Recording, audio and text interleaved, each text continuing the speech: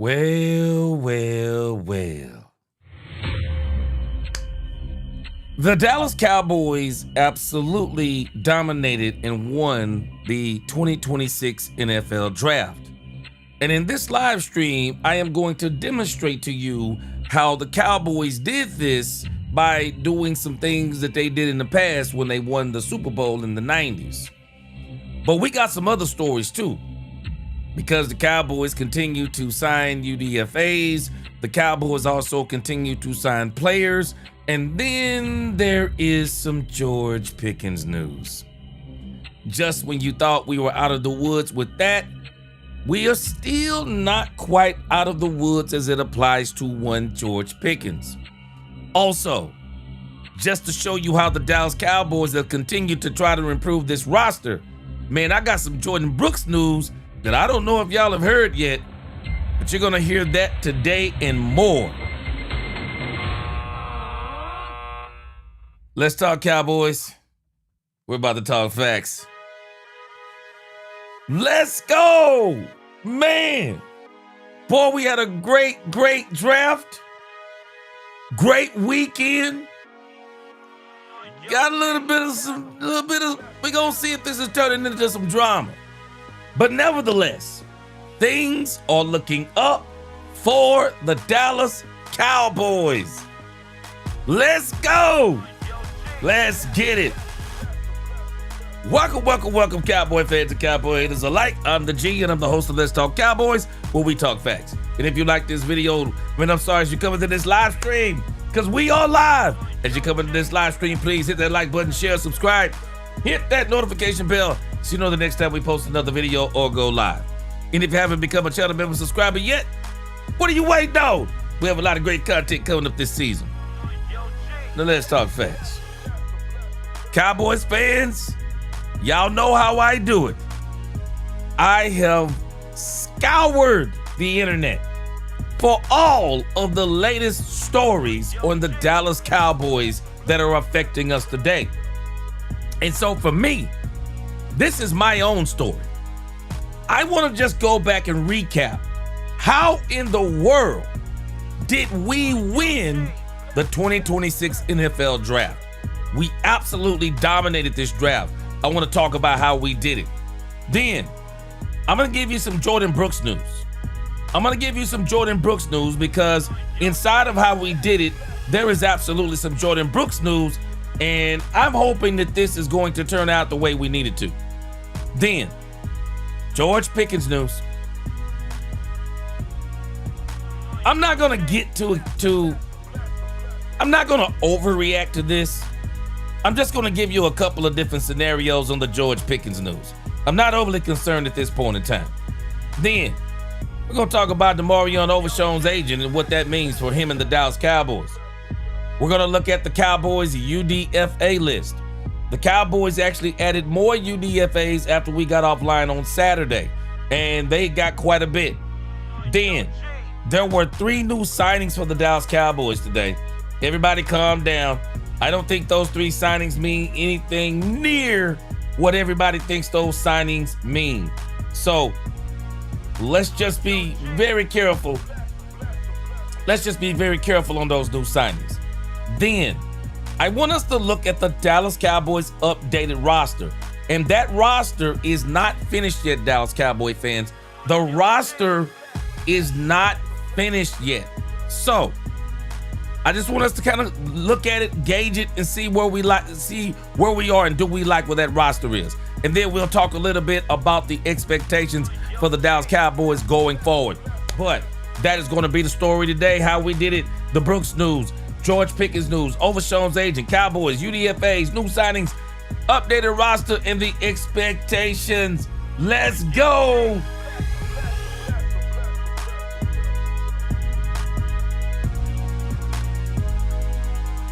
Hey, let's go. All right, I see my man Kippy is reporting the news already. Let's get a quick roll call, and then we're gonna get this thing started. Let's get a quick roll call. Megan Sedone, what up? What's going on? Says, I hope Pickens sees we're trying to build some. Oh, I know. I think he sees it. I think he sees it. But got to realize he got an agent for a reason. We're going to talk about it. Rumbowski. What is going on, Rumbowski? Another addition to the wide receiver role. Come on, man. Valdez Scantling brings him experience and subsides. I think he's Mingo's best to get right or be gone. Man, I'm sorry, but if Mingo allows Scantling to run him out of here, he don't need to be here in the first place. Man, I ain't buying nothing with Valdez Scantling. Rod Hanna, he says, what up? He said, what up, family? Love our draft picks besides Downs. Me too. Yeah, Devin Moore is the one I like, man. Oh, man. Devin Moore is the one that is impressive. Caleb Downs is overly. Caleb Downs goes without saying. I actually used him in a sermon this week, man. Tatiana, this picking things is becoming a lot. We're going to see. What's going on, Cheese Cowboys Daily? Just can't remember. Appreciate you. Football Fanatic, what is going on? Football Fanatic, I need to get some things out to you in the mail. I need to get some things out to you. All right, what is going on? Nathan Too Huff. Nathan Too Tough. What is going on, Nathan Too Tough? Yeah, I don't think we're going to talk about this thing with Pickens. Poopy D, what up in here, Poopy? Poopy D, got my back. What up with you? Whoa. Cowboys just signed Dexter Coakley. Wait a minute, Dexter Coakley. All right, we're going to look at that. Hold on. Mike Smooth, smoothest man on YouTube. What's going on, Mike Smooth? Kippy! What up, Kippy? He said, stop the George Pickens nonsense. He said, Adam Schefter is lying. I'm gonna tell you something, though, Kippy. It's not about Adam Schefter lying, Kippy. I'm gonna show you a larger picture about what's going on with George Pickens. I'm gonna show you a larger picture, and I think you're gonna see it a lot clearer when I start talking about it. But you'll see what I'm talking about. What's going on, Carl Williams? CJW6253. Terry Tatum, what's going on, Terry Tatum? True Texan, howdy, partner. What's going on with you? Good to see you. 40 Bill Bates Spain, what's going on? G, my inside informant on GP3 said trade. No, that's certainly news to me. We have had no trade talks. Intention is he's going to play on the tag. Yeah, I believe so. But I think there's more to it. What is going on, Frank Lawrence? He said, I looked into Xavier Harris. Man, I don't know, bro. I'm shocked. I was still shocked. Darius Davis Jr., what's going on? Ron Hanna, Angie, what is going on, Angie? Good to see you. My unofficial co-host. Raven, what is going on?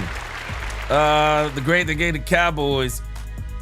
They gave the Cowboys a C+. Oh, Skip Bayless on there. We ain't even listening to that. Skip Bayless is an ever-loving, everlasting hater of the Dallas Cowboys. What's going on, Dominique? The neighborhood skeptic is in the house. Mr. Get Dirty. What's going on with you? We about to get this thing started, y'all. Pick and pop. What is going on? John Jones. He said, what up, G Money? It's the New Jack City and Bullcorn. Hey, Money Talks and Bullcorn runs a marathon. What is going on? Kenneth Knotts, what's going on with you? Good to see you. Louise Ortiz. We about to get this thing going. All right, guys. What up, Mo Eddie? All right. Young Merc. Justin Harris. Yeah, I'm working on it, man. I'm not dependable enough, but I gotta, because my times is all off because of other stuff I do. But I'm working on it. All right, let's get this thing started, man. Let's get this show started. So we're gonna start this thing on a high note. We're gonna start this show on a high note. How did the Cowboys do this? How did the Cowboys win the 2026 NFL draft? How did they do it? And when you look at what the Cowboys did, they did some things similar to what they did in the 90s. Now let's be real. Now, we ain't finna have no more Herschel Walker trades up in here, man. We ain't gonna get no more Herschel Walker trades. Y'all go ahead and get that out of your mind. But I want to look at how did we do it? How did we win it? And the Cowboys did some things that really, I believe, surprised some people. And one of the ways, or the way that they actually did it, it was the trades the Cowboys did. It was the trades that helped the Dallas Cowboys win the 2026 draft. The Cowboys were aggressive. They were decisive. They stuck to the board, the plan, whatever they had. The Cowboys dominated the draft because of three trades. On day one, day two. This is how the Cowboys dominated the draft. So, how did they do it? So, let's look at trade number one. Here we go. How did they do it? Trade number one. I'm gonna put some timestamps so people can go back and watch this. I'm gonna try to have it detailed. How did they do it? Trade number one. As we are all watching the draft, all of us, our minds are totally blown. And what really got this thing started was the New York Giants choosing an offensive lineman with the 5th pick. And when the New York Giants made that pick, we all started realizing that, hold on a second, somebody is going to fall to the Dallas Cowboys. Somebody is going to fall to the Dallas Cowboys. And we really didn't know who it was, but we were like, man, somebody's falling to the Dallas Cowboys.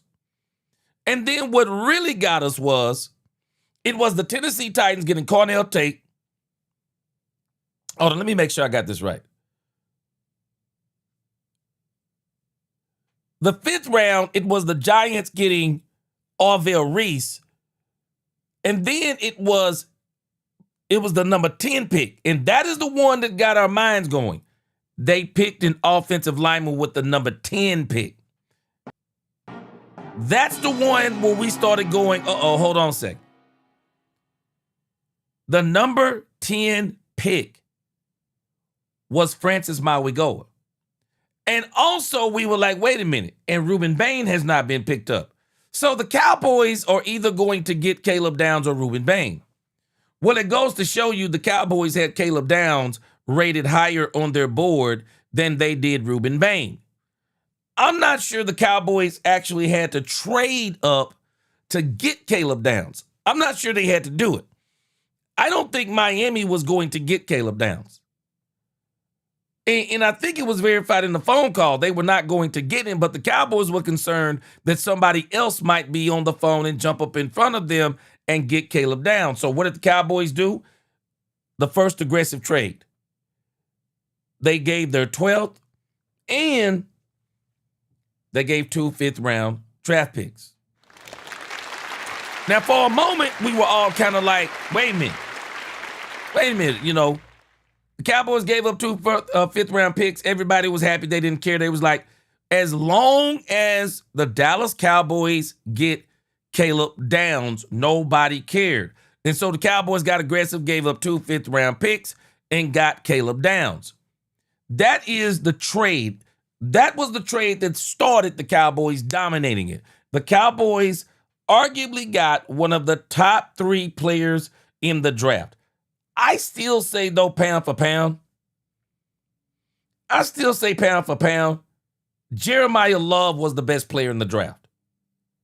I will put Caleb Downs in the top 3. We can give him number 2 if you want to. I just think that Jeremiah Love, pound for pound, was the best player in the draft. It could be argued that Caleb Downs was number 2, because I wouldn't know actually who is number 3. But Caleb Downs could be argued as number 2. And so the Cowboys were able to get Caleb Downs by being aggressive. Angie, they don't respect safety that high, which is dumb on their part. Angie, we're going to talk about this as we keep going. But the way these people view certain draft picks is crazy to me.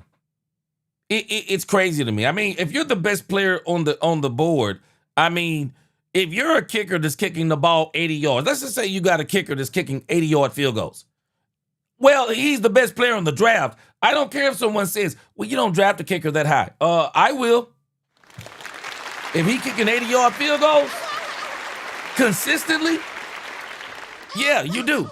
But the league doesn't value certain players like that. And so the Cowboys got aggressive. They went up one spot, got Caleb Downs. They could have risked not getting him, but they said, no, we're going to take the risk. And I'll be honest with you. I, for one, am glad they took the risk. Because it goes to show you that the Cowboys in the draft, they were going to go all out to get who they wanted. But then, day 2. A lot of people may not realize it.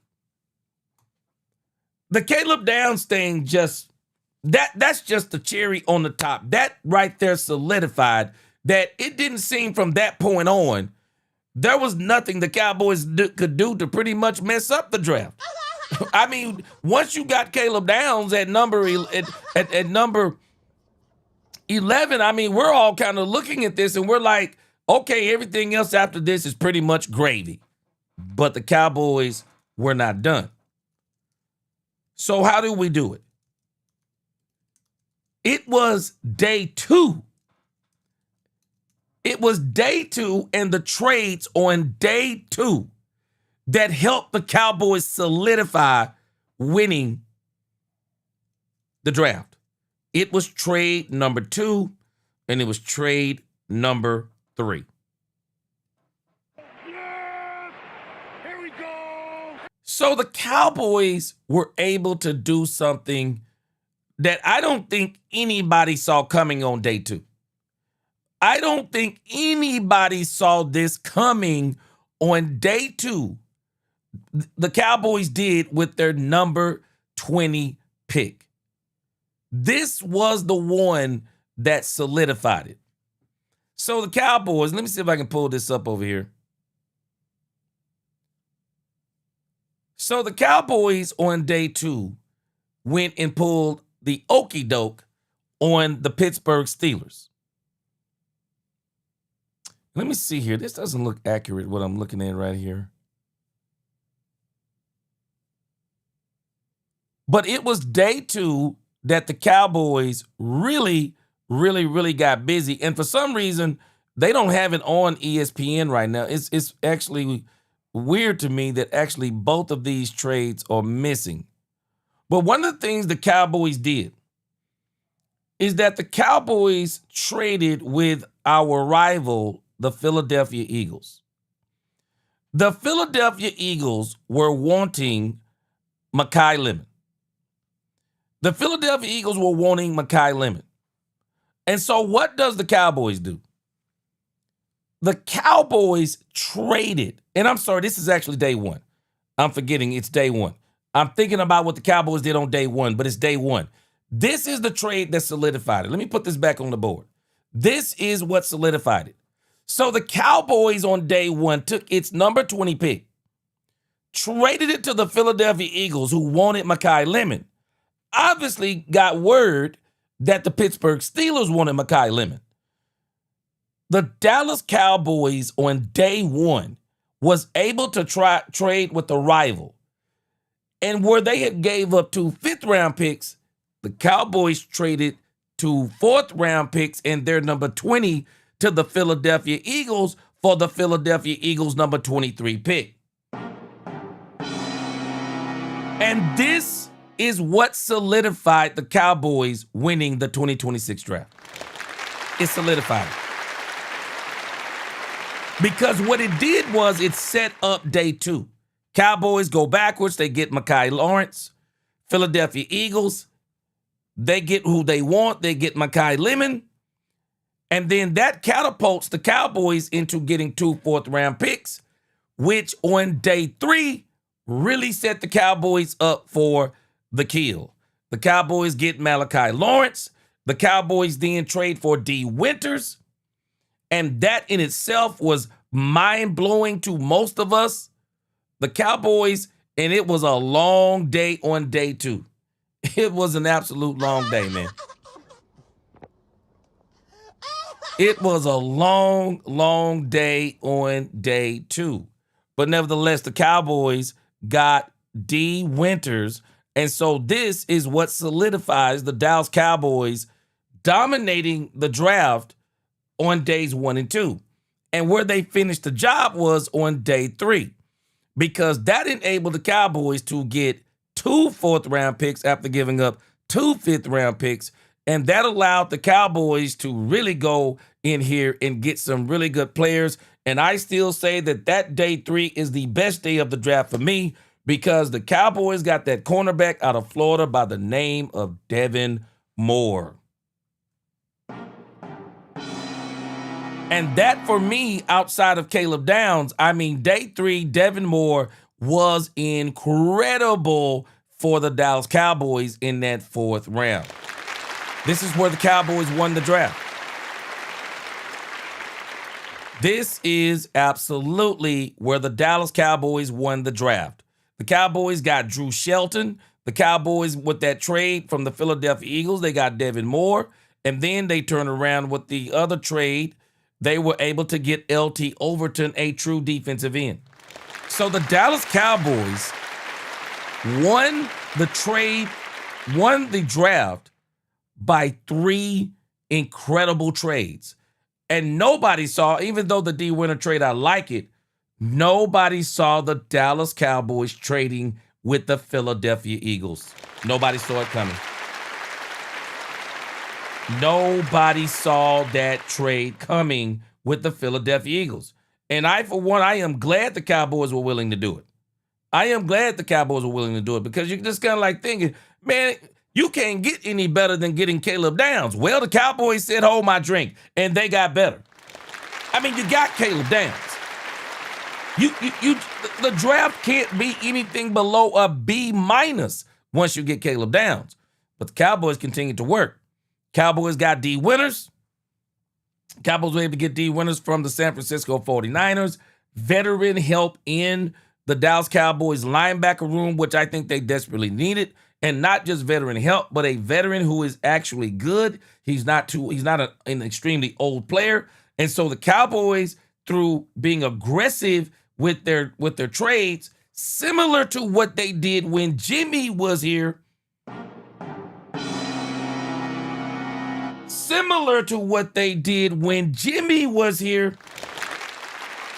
we did not quite get the Herschel Walker trade. But nevertheless, the Cowboys got stronger because of it. And so the issue is, man, this is how the Cowboys absolutely dominated this draft. And I'll tell y'all now, I'm going to go out on a limb. I'm going to be doing a video on Devin Moore here pretty soon, probably tonight, no later than tomorrow. Caleb Downs was the best pick in the draft for the Dallas Cowboys. But Devin Moore, I believe, is going to prove to be one of the best 4th-round picks the Cowboys have gotten in a long time. One of the best. The Cowboys went and got themselves another starting level cornerback. Devin Moore is going to be one of them. You watch what I tell you. He's going to be one of them. He's going to be working with one of the best defensive back coaches in the league, Christian Parker. And we already know these cornerbacks that keep developing under Christian Parker. He develops defensive backs really well. Just look at Philadelphia. I mean, just look at the Denver Broncos. Every one of these guys, even over there in Green Bay, when he was with Green Bay, Jair Alexander was off the chain. Off the chain. So, man, the Cowboys made a very, very, very, very, very good draft. Yeah, William, I got my days mixed up a little bit, but I'm getting on track. But I'm telling us, the Cowboys won the draft by being aggressive with trades. They won the draft. The aggressive trade on day one with Caleb Downs, the aggressive trade on day one to move backwards, let the Eagles get Mekhi Lemon.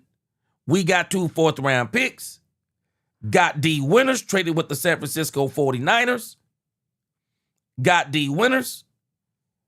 I mean, when you just look at all of the things the Cowboys did with the trades, it was the trades. And then we turned around and we were able to turn those fourth-round picks into some serious firepower. I'm telling you, I'm stoked about this guy, Devin Moore.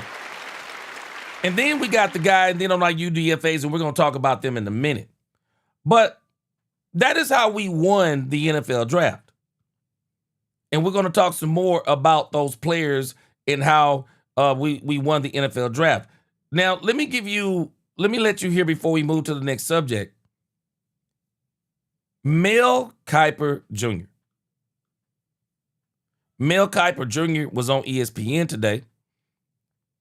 And Mel Kiper Jr. was talking about the grades in the draft for teams.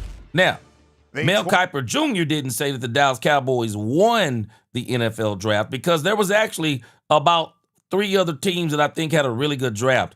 Philadelphia Eagles had a really good draft. The Cleveland Browns, surprisingly, minus picking a quarterback, had a really good draft. The Raiders had a really good draft too. So all of those teams had really good drafts. But he talked about the Dallas Cowboys in particular. Let's hear what he had to say about us.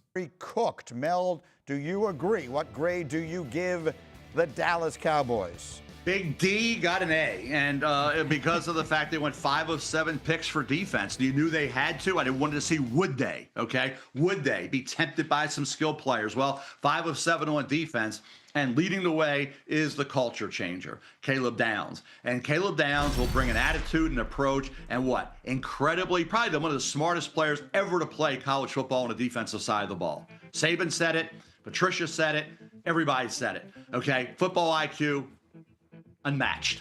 That's what Dallas needed to stabilize everything. He doesn't tolerate losing. Where'd he come from? Alabama and Ohio State, right? Dad was an NFL player, brother NFL player. End of the day, couldn't have landed any better for Dallas. And he's a piece. You can move around. And then you get Malachi Lawrence, who I think in his defense field, we could talk about, he's a double-digit sack guy potentially. Speed off the edge, attitude, approach. To get him, and then Jayshon Barham from Michigan via Maryland. I feel that's your guy. Go ahead. Talk about Barham and how he'll fit into this defense. I mean, Mel, at 92, what's the downside there, right? I mean, a guy who still has to figure it out. Like, he's much more of an athlete than an instinctive football player at this point. But with that explosiveness coming off the edge, you kidding me? That guy can be a real factor rushing the passer. I'm proud of the Cowboys. I'm proud of the Dallas Cowboys. The Cowboys are the team that we think has the possibility of irresponsibility always looming over them, right? Kicking the can too frequently with contract negotiations, and sometimes those resulting in having to trade away a generational player and Micah Parsons. The Cowboys, with 12 and 20, it was possible they could do anything on draft night. Could they trade up and overpay? Could they take a wide receiver at 12, which might have drawn some ires? I would have been okay with it because I think George Pickens might be done after this year in Dallas. But for a team that really needed defense and really needed a leader in the secondary and really needed more rushers, the Cowboys not only got those players, but as Ryan noted, they paid a little bit of a price to move from 12 to 11 and then basically got that price back by going from 20 to 23 in that trade that got the Eagles Mekhi Lemon. I am proud of the Dallas Cowboys. Would I have thought 3 months ago that Malachi Lawrence was going to go 23rd overall? I wouldn't have. He's a little bit of a one-dimensional player to me still, but he can absolutely go. If it's 3rd and 7, which the Cowboys last year weren't able to force many offenses into that situation, but if they can get offenses into that situation this upcoming year, there aren't many rushers, maybe 1 or 2 in this class, that I would have preferred rushing the passer on 3rd and 7 more than Malachi Lawrence. He is a freak in terms of the get-off speed and the closing speed as well. So the Cowboys, very responsible draft, filling some needs, and by the end of the process, I'll say it, I think Caleb Downs is overlooked. This guy's an awesome player. And is he Kyle Hamilton's size? No. Did he have Ed Reed's production in college? No. But to get him at number 11 overall, to me, a coup for Dallas. I just think it's interesting, Greeny and Field, that the Eagles were the team that made the move. Dallas allowed the Eagles to get Mekhi Lemon. Yeah. And the Eagles Dallas ended up getting Caleb Downs after the Giants didn't take him. So one pick after the Giants pick was Caleb Downs, and the Eagles said, hey, we want to get a guy. We're going to make a deal with the Dallas Cowboys. You're going to allow us to get Mekhi Lemon. Just interesting within the division there how it all worked out. Yeah. And that brings us to the Eagles, because for every action there is an equal and opposite reaction. And Ian tweets, as a Cowboys fan, it physically pains me how good the Eagles draft was. And the names that Now let's think about what they're talking about.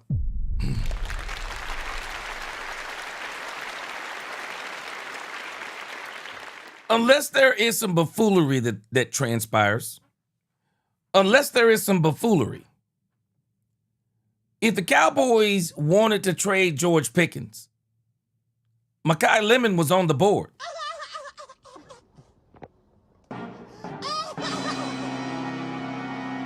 Mekhi Lemon was right there on the board. Cowboys could have said, oh, heck no, Philadelphia. We're getting Mekhi Lemon. We're going to trade George Pickens. Cowboys didn't trade George Pickens. I mean, sometimes you got to step back and take a look. If the Cowboys wanted to trade George, there was the opportunity. So if they wanted the opportunity, they missed it.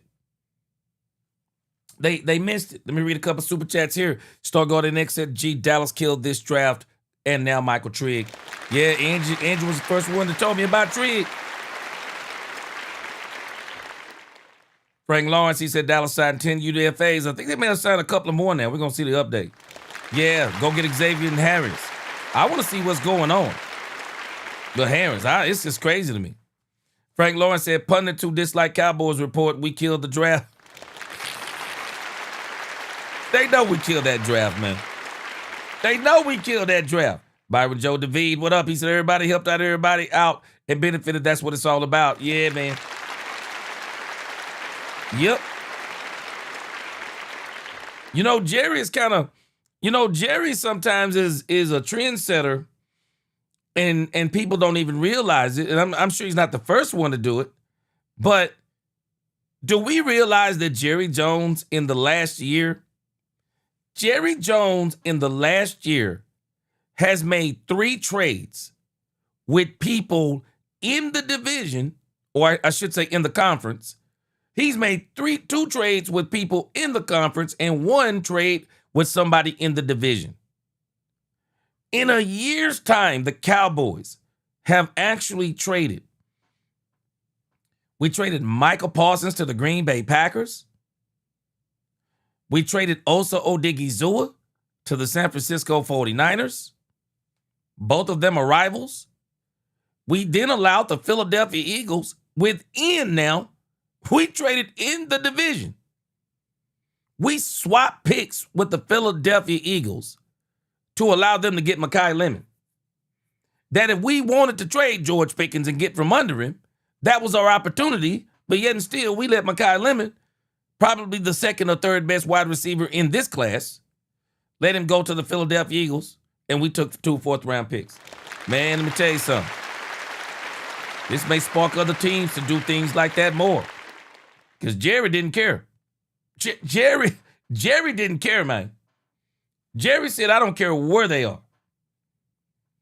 Hey, let me tell you something, Poobie D. You said Tree gonna take somebody's job. Let me tell you something. I think the Joneses are. I think the front office. I think Brian Schottenheimer is sending a message to Schoonmaker and Ferg. Both of them. Both. No, don't even let me say both. Both of them. I think they sent a message to both of them. Hey, Brevin Spanford, you cool. You block for us. We gonna keep you as a blocker. But Ferg, Schoonmaker, hey man. Because I'm hearing that the other tight end, I got to do some research on him. I'm hearing the other tight end the Cowboys got is also an absolute beast. I'm hearing the other tight end is an absolute beast. I'm hearing both of these tight ends are beasts.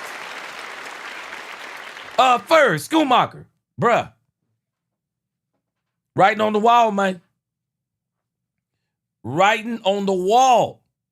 Derrick Rose, they said he's not much of a blocker. You don't get Michael Trigg for blocking. You don't get Michael Trigg for blocking. No, Derrick Rose, you don't get Michael Trigg for blocking. You might get him to chip somebody running out of the slot or running off the line. Now, you don't get Michael Trigg to block. We got Brevin Spanford for that. Michael Trigg is going to be a nasty seam threat. He gonna be a nasty seam threat. The seam threat with Dak Prescott is back because Ferg, you know what the heck Ferg been doing. Ferg been on vacation. Ferg been on vacation in the honeymoon for 2 years, man. Come on. Hey, Michael Trigg, I'm sorry. Michael Trigg ought to have you in the gym like Rocky, bro. Shoot.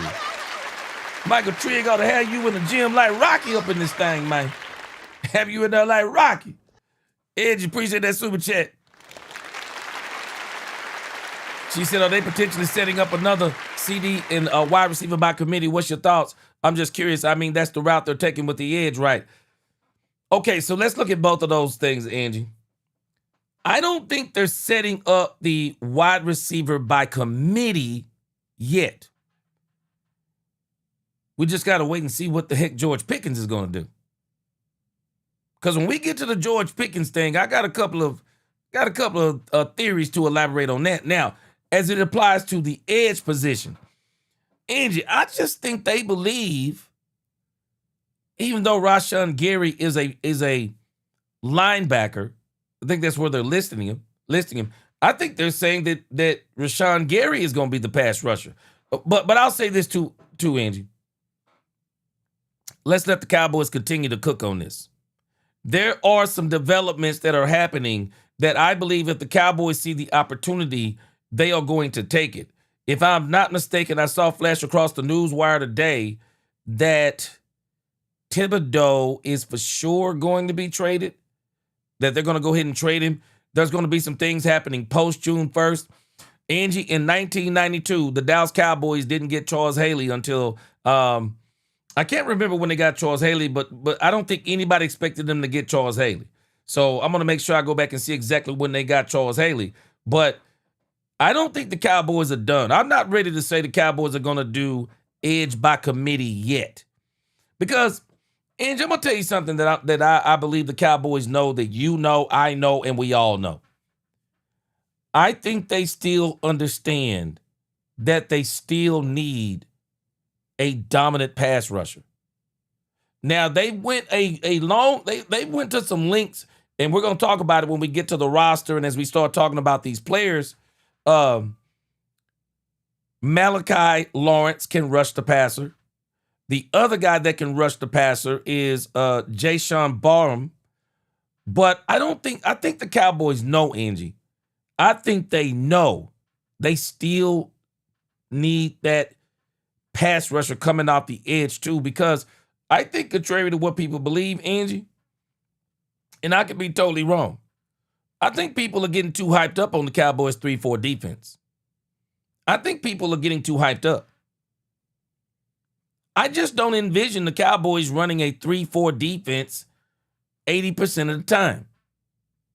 I don't think you can run a 3-4 defense 80% of the time in this league. I don't think you can run 3-4 defense 80% of the time.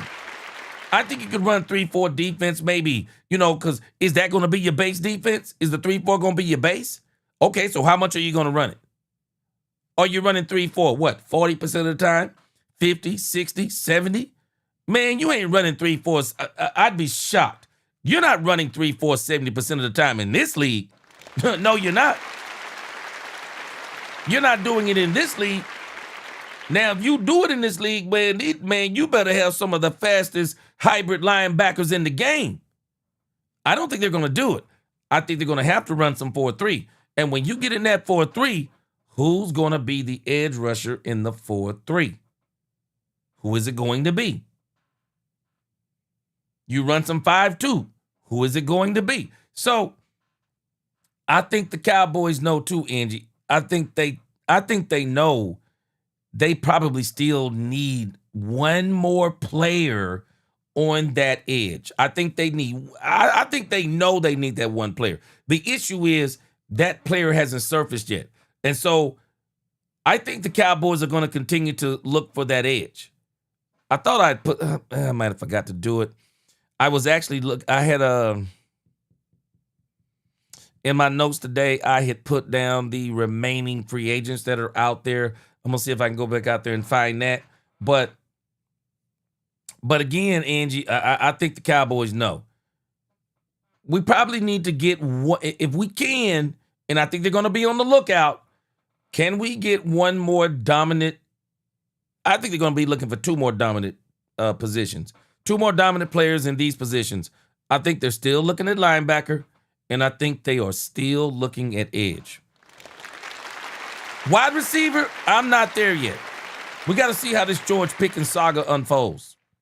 Sub-Zero said Cowboys ain't playing. Best players play. No one's safe. Hey, no one's safe. I agree.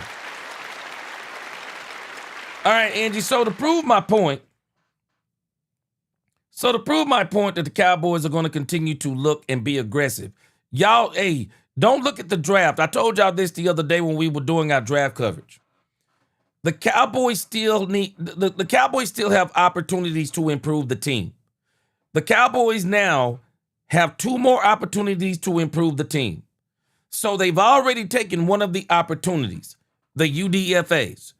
The Cowboys did some pretty good work in the UDFAs. I'm going to show you them shortly.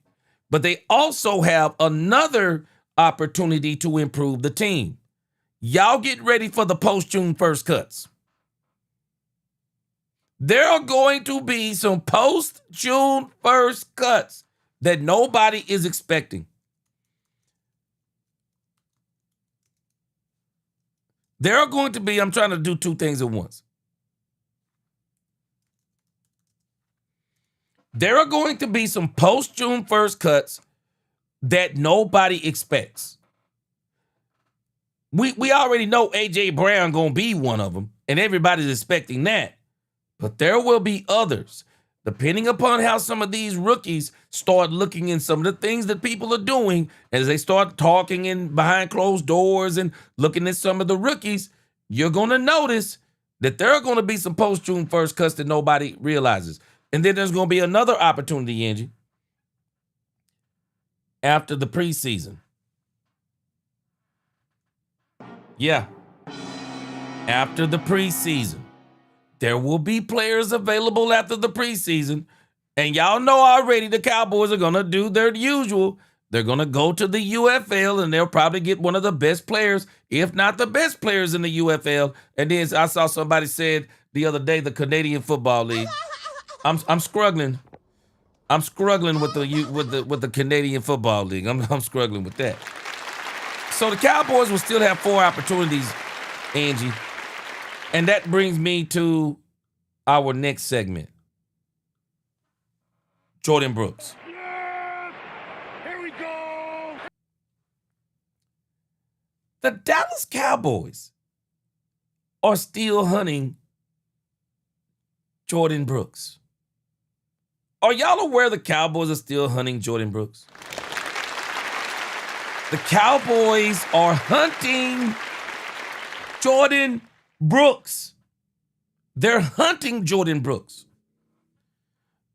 It came out here over the last couple of days. We've been looking at the draft, and so we were not able to see some of these things. But before the Cowboys signed D. Winters, guess who they picked up the phone and called about?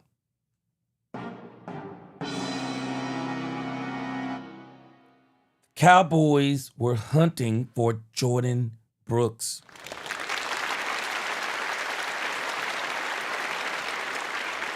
The Cowboys were hunting Jordan Brooks again. Watch what I tell you. The Cowboys, I don't know if they're going to be successful. The Cowboys are going to circle the block again. They're going to circle the block again on Jordan Brooks. They're going to circle the block again. Obviously, the Cowboys spoke with the Miami Dolphins, and the price was still too high at this point. It says the Dallas Cowboys swung a trade with the San Francisco 49ers for linebacker D. Winters, adding to one of the biggest weaknesses on the team's roster. The Cowboys sent a 5th-round pick to San Francisco in exchange for Winters, who immediately improves the linebacker corps. But the Dallas Cowboys eyed All-Pro Jordan Brooks. There were several rumblings about the Cowboys being linked to Brooks leading up to the draft, but nothing materialized. The Cowboys obviously checked in on this and still couldn't get it done from what I'm hearing. They still couldn't get it done. Because at this point, they are saying that the Miami Dolphins are wanting still too much for Jordan Brooks. But as time goes on, we're going to see what happens because they are at a stalemate right now because Jordan Brooks is up for a contract. I think he's in the 3rd year. So they either got to extend him, or I guess they're going to try to get him to play on that last year of that deal, but we're going to see how that works out. But I don't understand why the Miami Dolphins didn't go ahead and pull that trade to the Dallas Cowboys, simply because, man, y'all ain't winning nothing. Come on, man. Let that man go. Come on, man, let Jordan Brooks go, man. Miami, what y'all doing? Y'all ain't about to win. I don't care if y'all got Troy Aikman, Emmitt Smith, and Michael Irvin over there in the front office. Y'all ain't finna win nothing in the next 2 years, man. Y'all ain't finna win nothing. Man, send Jordan Brooks somewhere else, in particular the Dallas Cowboys. Send him on over, man. I'm sure the Cowboys would give you one of those 2027 picks for Jordan Brooks. Send this man on over. You should have did it during the draft. The Cowboys continue to try to make this thing happen with Jordan Brooks, and the Miami Dolphins are sticking to their guns on Jordan Brooks. So the Cowboys leading up until the draft, they were still checking on doggone Jordan Brooks, and Miami saying no. But now, of course, the Miami Dolphins went and drafted not one. The Miami Dolphins went and drafted 2 linebackers. One of them was the beloved Jacob Rodriguez that we were looking at, or at least I say I was looking at. Because from what I heard, according to Brian Broaddus, the Cowboys were not even interested in, since the Cowboys were not even interested in one Jacob Rodriguez in the way that some of us were, including Wolchuk from 105.3 The Fan. It says, according here in this article, according to Cowboys insider Todd Archer, the team was exploring all options to fill the linebacker vacancy, including trades with the Houston Texans and Miami Dolphins. Dallas expressed interest in Texans Pro Bowl Azeez Al-Shaair. That wasn't happening, along with the Dolphins. It says, but ultimately the price for Jordan Brooks was too high. Just hang tight. Just hang tight. We'll see how that's going to materialize. I believe the Cowboys are going to circle the block on Jordan Brooks. Angie said, gee, I think they should add another cornerback. It kind of seemed like people are overlooking it. That room has been ligament boys. Now do I feel Revel will pop more this season? Now I do feel Revel will pop more this season, and Kobe. Now, there it is right there, Angie. I think you probably answered the question right there. You said they should add another cornerback. I think they are already in their mind saying, we already got the veteran presence in the linebacker room. Kobe Durant looked really good with the Rams. And what's the other guy? We'll look at him when we look at the roster. What is his name? Kendrick? I think his name is Kendrick Turner or whatever. I'll get his name right when we get over there to the roster. But I'll get his name right. But again, I see where you're coming from, Angie. You think they need something more than those two. You want something even a little bit more proven than those two in the cornerback room. I see exactly what you're talking about. So I think in the linebacker room, though, if we didn't even add Jordan Brooks, because we did add a linebacker today from the San Francisco 49ers, and I think he is an emerging linebacker. I think he, man, I think he's going to put some competition in. I think he's going to compete. I'm telling y'all right now, man. It's the people. The Cowboys brought some competition in this year. Get ready. They brought in some competition. These linebackers going to have to step it up this year. This ain't that year with Matt Eberflus. Now, we got some new sheriffs in town, man. It's going to be a lot different. And I think they have brought some real good competition in there. And so we're going to see how it goes. All right, man, let's get to this George Pickens nonsense. Yes! Here we go! Shoot. Angie, let me tell you something. You don't think the Dallas Cowboys got concerns about playing? Don't let them fool you. Angie, I'm going to tell you something else that people might not be paying attention to. If y'all don't think everything the Cowboys have done, if y'all don't think the Cowboys have concerns about DeMarion Overshown, shoot, we ain't paying attention. If y'all don't think the Cowboys don't have concerns about DeMarion Overshown, oh, they absolutely do. They absolutely do. And also, even as it applies to Savon Revel Jr., if you pay attention to what they did in the draft, yeah, they got concerns. They got concerns. That's why they went and got more. Oh, they got concerns. They got some serious concerns, and they're doing exactly what I thought they should have did. Man, approach this draft like DeMarion Overshown, like he ain't gonna last. Approach this draft like DeRon Bland ain't gonna be ready. Approach this draft like Savon Revel Jr. might not be ready. Approach this draft like those players are not going to be ready. Go get you some safeties. They did those things. So, Angie, I think they got a lot of the same concerns that you and us and others are expressing. Cowboys ain't playing. Nah, they're not playing. I think they got the same concerns. And if they see opportunity to grab somebody, they'll grab them. They're going to grab them. But again, y'all keep chatting. Let's look into this George Pickens nonsense. Yes! Here we go! And I'm gonna get to Overshown in just a moment. But let me tell you about this George Pickens nonsense. Kippy, I like some of the things you were saying. But I want you to understand something about the game and how it's played. And I know you already know this. It's just what I'm just saying rhetorically.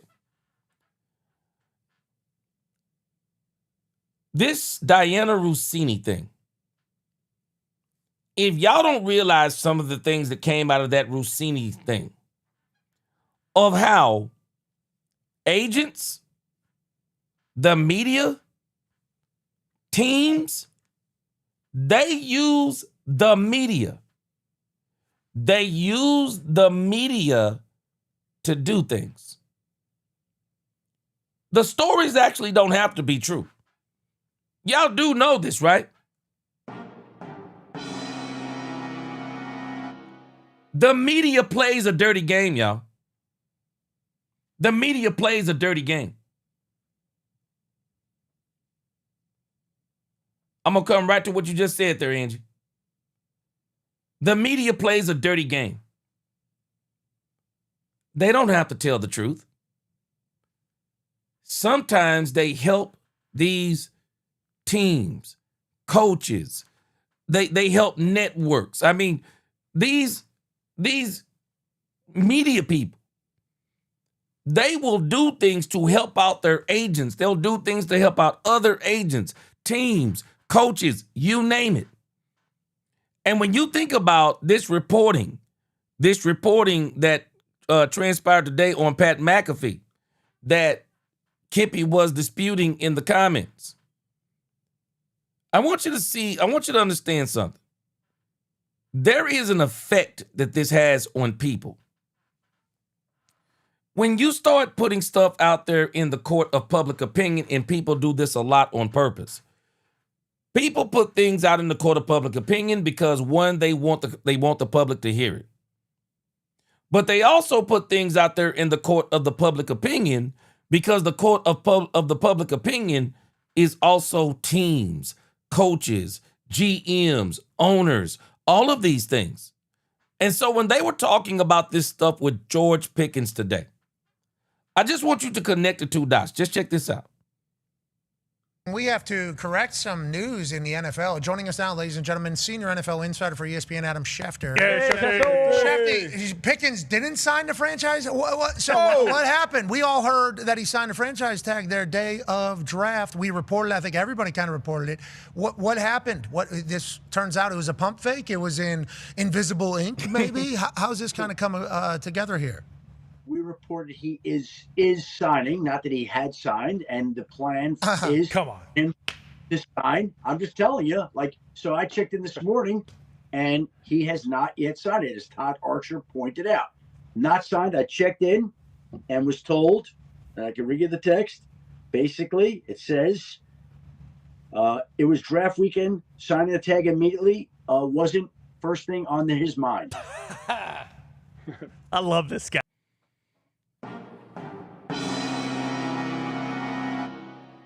I just want y'all to pay attention. Before we say this is fake news, you got to understand the purpose of this news. You got to understand the purpose of this news to get it. It's actually not fake news. It's not fake news. But let me give you how the news is being worked. George Pickens said he was going to sign the franchise tag. He says this during draft week. But the draft has came and gone. It's came and gone. George Pickens has not signed the franchise tag. Today, voluntary workouts. George Pickens was not there. Wait, hold on a second. Why isn't George Pickens at the voluntary workouts? Because George Pickens has not signed the franchise tag, and he can't be in the facility until he signs the franchise tag. This isn't the fake news you think it is. This is being brought out to illuminate that George may not be participating in any of these things, probably leading up to training camp. Whatever they're going to do, he's not going to be a part of it. And this also, if you just think about what's happening, this is still a cry by George Pickens and his agent. This is still a cry by George Pickens and his agent saying, you do know we want George Pickens to get a long-term deal. I'm just telling y'all right now. I told you where I was in the draft. Okay, I'm about 98%. We've made it past the draft. But I'm still leaving 2% out there. I'm still leaving 2%.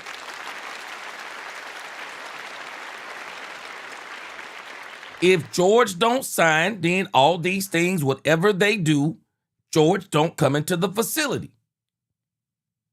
And number two, George can't be traded until he signs a deal, so I'm not really tripping there yet. But number three, the question is, when is George going to sign? When is George going to sign? That becomes the $1 million question. And so while we look at this and we say, yeah, it's fake news. Nah, the news ain't as fake as you think it is. Adam Schefter, and there are others who have said this about Adam Schefter. You don't think that Adam Schefter be doing some stuff to move narratives? You don't think that Adam Schefter does things to for lack of a better term, help out some of these agents or whatever the case may be? I'm telling y'all right now, this is a dirty game. This is a dirty game. Bottom line, it's a dirty game. This is why right now they're wanting to go back and look at a lot of the things that Diana Rossini was doing because they're realizing that Rossini was controlling narratives and making people do things, not do things, making people think things and causing disruption between players and the front offices or whatever you name. Man, y'all better realize something. Adam Schefter is very, very powerful in this game. Whether you like him, love him, or hate him, he's very powerful in this game. This is not fake news because they are saying the truth. George Pickens has not signed the franchise tag. And you can tell me anything you want to, but if you say you're going to sign the franchise tag last week, how hard would it be to come to Dallas and sign the franchise tag? Come on, man. How hard would it be? Is it really that hard? And you mean everybody was really that busy? I got a strange feeling. I could be wrong. I just got a strange feeling that if George Pickens wanted to come sign that franchise tag, that somebody would have took out of their time so that George Pickens could sign that franchise tag. And if I know the Dallas Cowboys, they probably would have tried to make a spectacle out of it. Say what we want to say. But we're edging our way. We're inching our way out of the woods. But we're not out of the woods yet with this thing with George Pickens. Because Michael Parsons didn't start really acting a fool until after the draft. We're about to see, at least I believe, I think we're going to see how much control David Mulugeta actually has over one George Pickens. Rombowski says July 15th is the key date. All of this is just PR moves. At that point, GP and Jerry have to come to terms on a new deal, or GP has to sign and play on that tag. And I think this is one of these things, man. Rombowski, they're using everything that they have to subtly put pressure on the Cowboys and just subtly sends messages of, hey, man, we want a long-term deal. We want a long-term deal. Moski, appreciate that super chat. He said if Pickens is going to bet on himself, he has to consider Dak his best opportunity. Yes. But I do think, I'm telling y'all, this is a dirty game. This isn't by coincidence. Man, these guys like Adam Schefter and the rest, they help these agents. They help out teams sometimes because y'all got to realize it's a dirty game.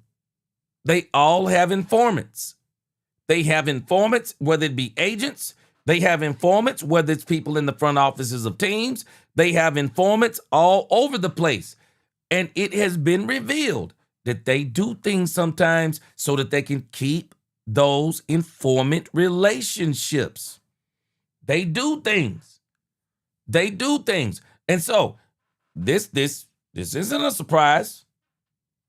This isn't a surprise what he's talking about. But I know why they're talking about it. They want to bring that attention to it. They want to oh, yeah, by the way, George didn't show up to the voluntary workout. Well, of course he didn't show up. He isn't signed. Of course he didn't show up. Doug, Captain Obvious. George hasn't signed the franchise tag yet. Yeah, he said he was going to sign it last week. Yeah. He said he was going to sign it last week. We're going to see as this keep going on. Will he sign it this week? Because they shouldn't be too busy this week. Got him. It's the wild card. I love kind of GP football. All right, we appreciate the hell out of you. So we should operate as if he is going to sign, but it isn't signed. We said he is signing. We'll stand by he is signing, but he is not yet signed. All right. All right. Good luck. All right, thank you. You're the man, ladies and gentlemen. Adam Schefter. Okay. That was not what we See, Rombowski, see, you getting what I'm talking about. Yes, we thought See, this is the game. I 100% agree with you. From now until July 15th, George Pickens and Mulugeta will simply play PR games to get an extension done. That's all this is and will be until then. I agree. I mean, we got to understand something. George, his agent is employed by him, but make no mistake about it. I'm sure he's still listening to his agent to a degree. And we're going to find out over the coming weeks how much he is listening to him. But I don't know. I got a different take on this. And I'm not mad at anybody else about their take. I'm not mad at anybody else. Anybody who want to have a different take, you can have it. Doesn't bother me. But I just see it like this. If George is going to sign a tag, I've already said it and I'm going to say it again. Sign it early. George should have signed the tag last year. I mean, not last year, last week. George should have signed the tag last week. And not only should he have signed the tag last week, George should have been at the voluntary workouts. Somebody says it's voluntary. It's voluntary workouts. Yeah, meaning we want you to volunteer. That's what it is. Yeah, we want you to volunteer. That's why it's called volunteer. It is during the voluntary workouts where leaders of teams are made. It is during voluntary workouts where you begin championship seasons. It is during voluntary workouts, man, when you really get that camaraderie, where those who are about this thing, man, those who are about it, they rise to the top. Why is a $60 million quarterback there?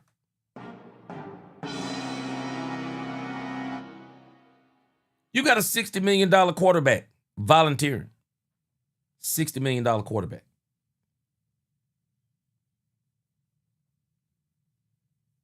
I'm just giving you my opinion on this. George should be there. George should be there. I had a sister tell me one time, and she told me, she said, you can get more bees with honey than you can vinegar. And I asked her, I said, I don't know who tried to get bees with vinegar, but I understand what you're saying. Because you ain't going to get a lot of bees with vinegar. You're not going to get a lot of bees with vinegar. If I was George Pickens, there is a verse in the Bible that says, pour hot coals on their heads. And that verse is about changing the minds of somebody. If I was going to change the minds of the Joneses, I'm going to tell you what I'm going to do. I'm going to put it on them. But as much as it is on me, I'm going to make sure I'm going to do everything that is within my power and within my reach to get that deal done. That's me. I'm getting that deal done if it's me. If I told them I'm signing it, I'll be there today. Now, I'm not going to tell you I'm going to sign it, because if you want to get paid, you ain't got no choice but to sign it. I'm going to sign the deal that's relative. When? July the 14th? July the 15th? Nah, bro, if I'm telling you I'm signing that deal, I'll be there April the 26th to sign that deal. I'll be there. I'm signing that deal April the 26th because I intend to be in, I'm going to be in the building. And somebody mentioned, CeeDee Lamb isn't there. CeeDee Lamb got a deal. Hey, man, hey, sometimes you can't do, man, my mama used to tell me, you can't do what everybody do. My mama would tell me in a minute, yeah, you can't do what everybody do. I tried to tell my mama. I remember one time I tried to come to my mama talking about because I was black and because somebody else was white. And my mama just stopped me dead in my tracks. My mama told me, don't you give me that bull crap. She said, don't you give me that crap. Because you're defeating your own argument. And sometimes people don't realize they defeat their own argument. So if you are saying that there's a difference between you and somebody else, then you know there's a difference between you and somebody else. So you don't do what somebody else do. You do what you're supposed to do. Nah, monkey see, no monkey do here. CeeDee Lamb got a deal. I ain't doing what CeeDee Lamb do. Hey, George, man. Hey, man, I ain't going to voluntary. It is voluntary for a reason. Hey, CeeDee Lamb, man, you know I love you. We've been hanging out doing this and that and other. But, man, I ain't got no deal yet. I don't have a deal yet. And for me, I want to go to the volunteers because I want to continue to have that chemistry and that camaraderie with the team. And I want to make sure that as much as it is on me, I want this front office to understand that I want to get a deal done with the Dallas Cowboys and I want to be here. And I'm going to do everything that is within my power. And if I don't get signed by the Dallas Cowboys, then I guess I don't get signed. But as much as it is on me, I'm doing it. I would have signed that deal yesterday. I would have been involuntary. I would have been involuntary. This is a game, though. This is a game that's being played. This isn't fake news, what they're talking about. This is a game. This is a game to bring attention to the fact that George, guess what? He said he was going to sign it, and he didn't sign it. Duh, Captain Obvious. He's not there. He can't be at voluntaries because he hasn't signed the deal. He hasn't signed the contract. He can't be at voluntaries. Duh, Captain Obvious. Now, is it a big deal? Some people say it's not a big deal. Maybe it's not a big deal to them. I'll just be honest with you. It'd be a big deal to me. Robert Dudley said that was my great uncle's old saying, you get more bees with honey than you get with vinegar. Robert Dudley, you want to show something? Man, let me tell you something. Y'all might not remember this, but I remember when Dak Prescott was in that last contract thing a couple of years ago, and I can remember Jerry Jones was being interviewed, and Jerry Jones almost broke down in tears because Jerry Jones was saying the kind of man that Dak Prescott was. Jerry Jones almost broke down in tears. Jerry Jones said that Dak Prescott, with everything that's going on with the contract and everything that's going on in the media, he's here leading the team.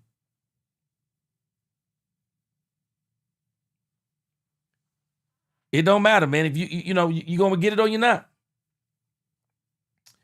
And as far as I go, as much as it be on me, I'm going to do everything I need to do. Roland Rothschild, I like your comment. He said Michael got to George. He's in the head. He's in his head. And so did David Mulugeta. I wouldn't be surprised. Roland Rothschild, I wouldn't be surprised. And think about this, Roland and everybody else. Up until this point, George has controlled all the drama. And George is going to continue to control the drama. And it all depends on what George does, on whether or not there's going to be drama. And so what we're watching right now is this is George and his agent, or I should say his agent, using George, using the media to just that little bit of drama, and they're using it. We already know George hadn't signed the deal, but they're bringing illumination to this on purpose. But again, y'all don't get too worked up yet.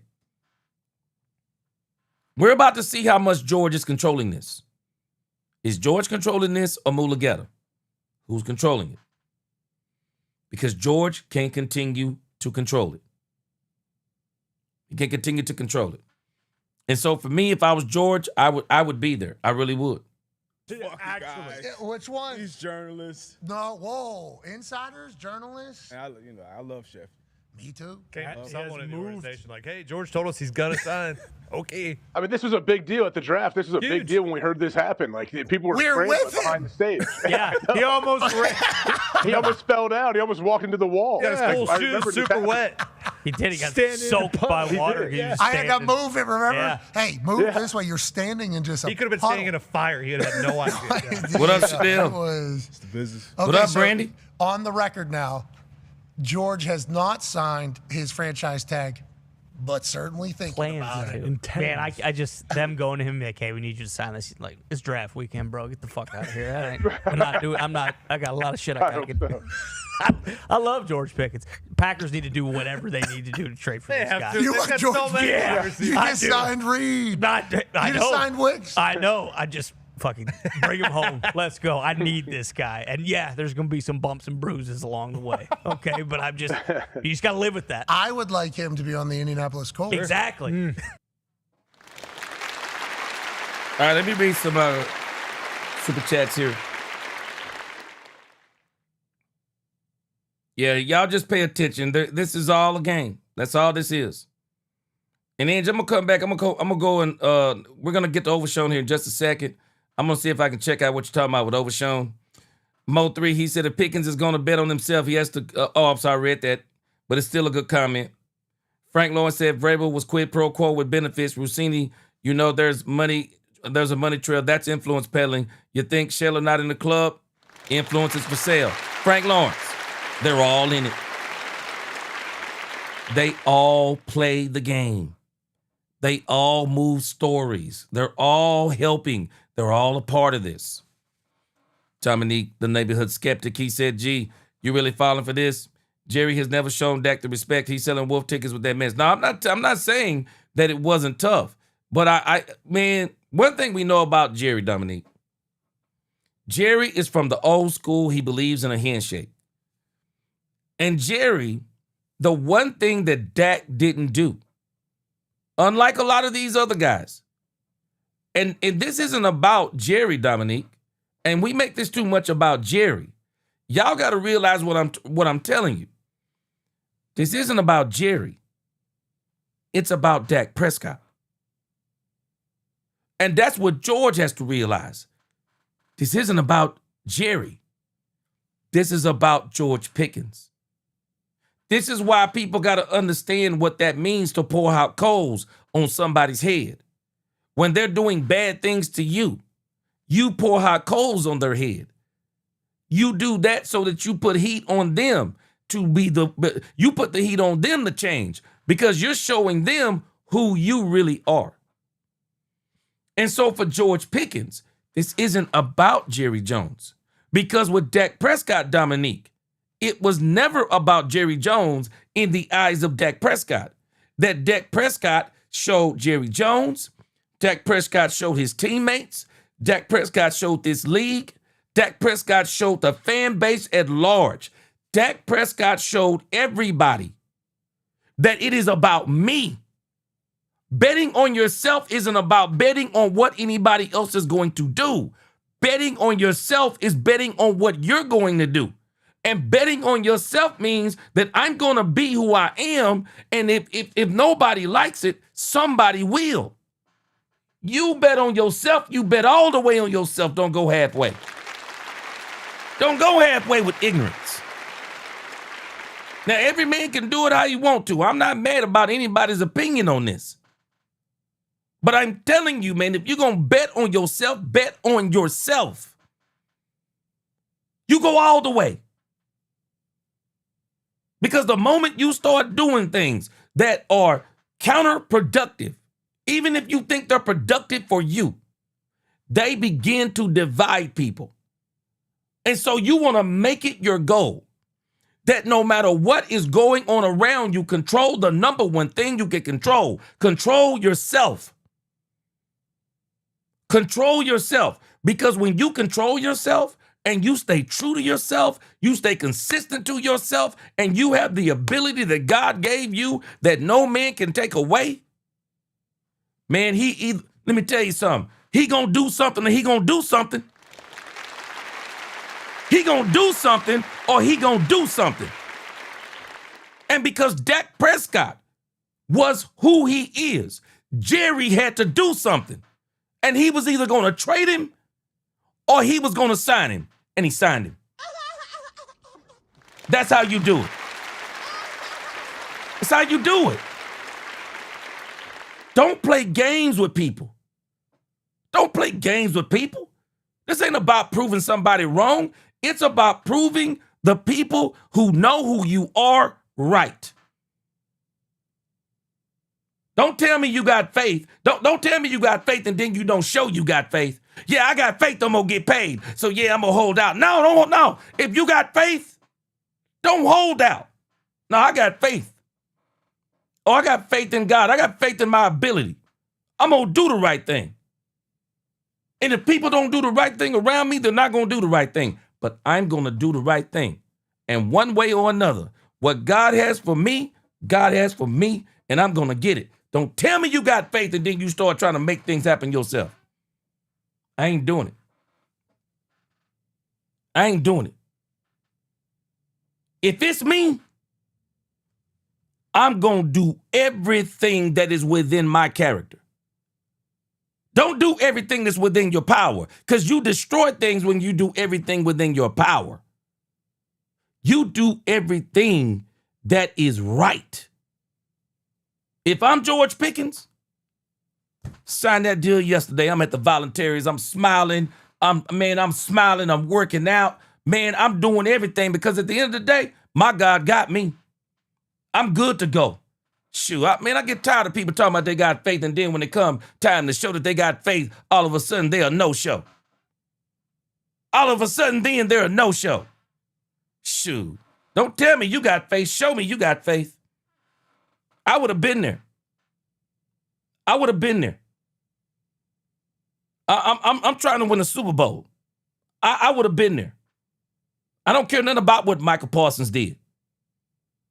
Michael Parsons' mistake wasn't showing up. Michael Parsons' mistake was acting a dang gone fool when he showed up. That was Michael Parsons' problem.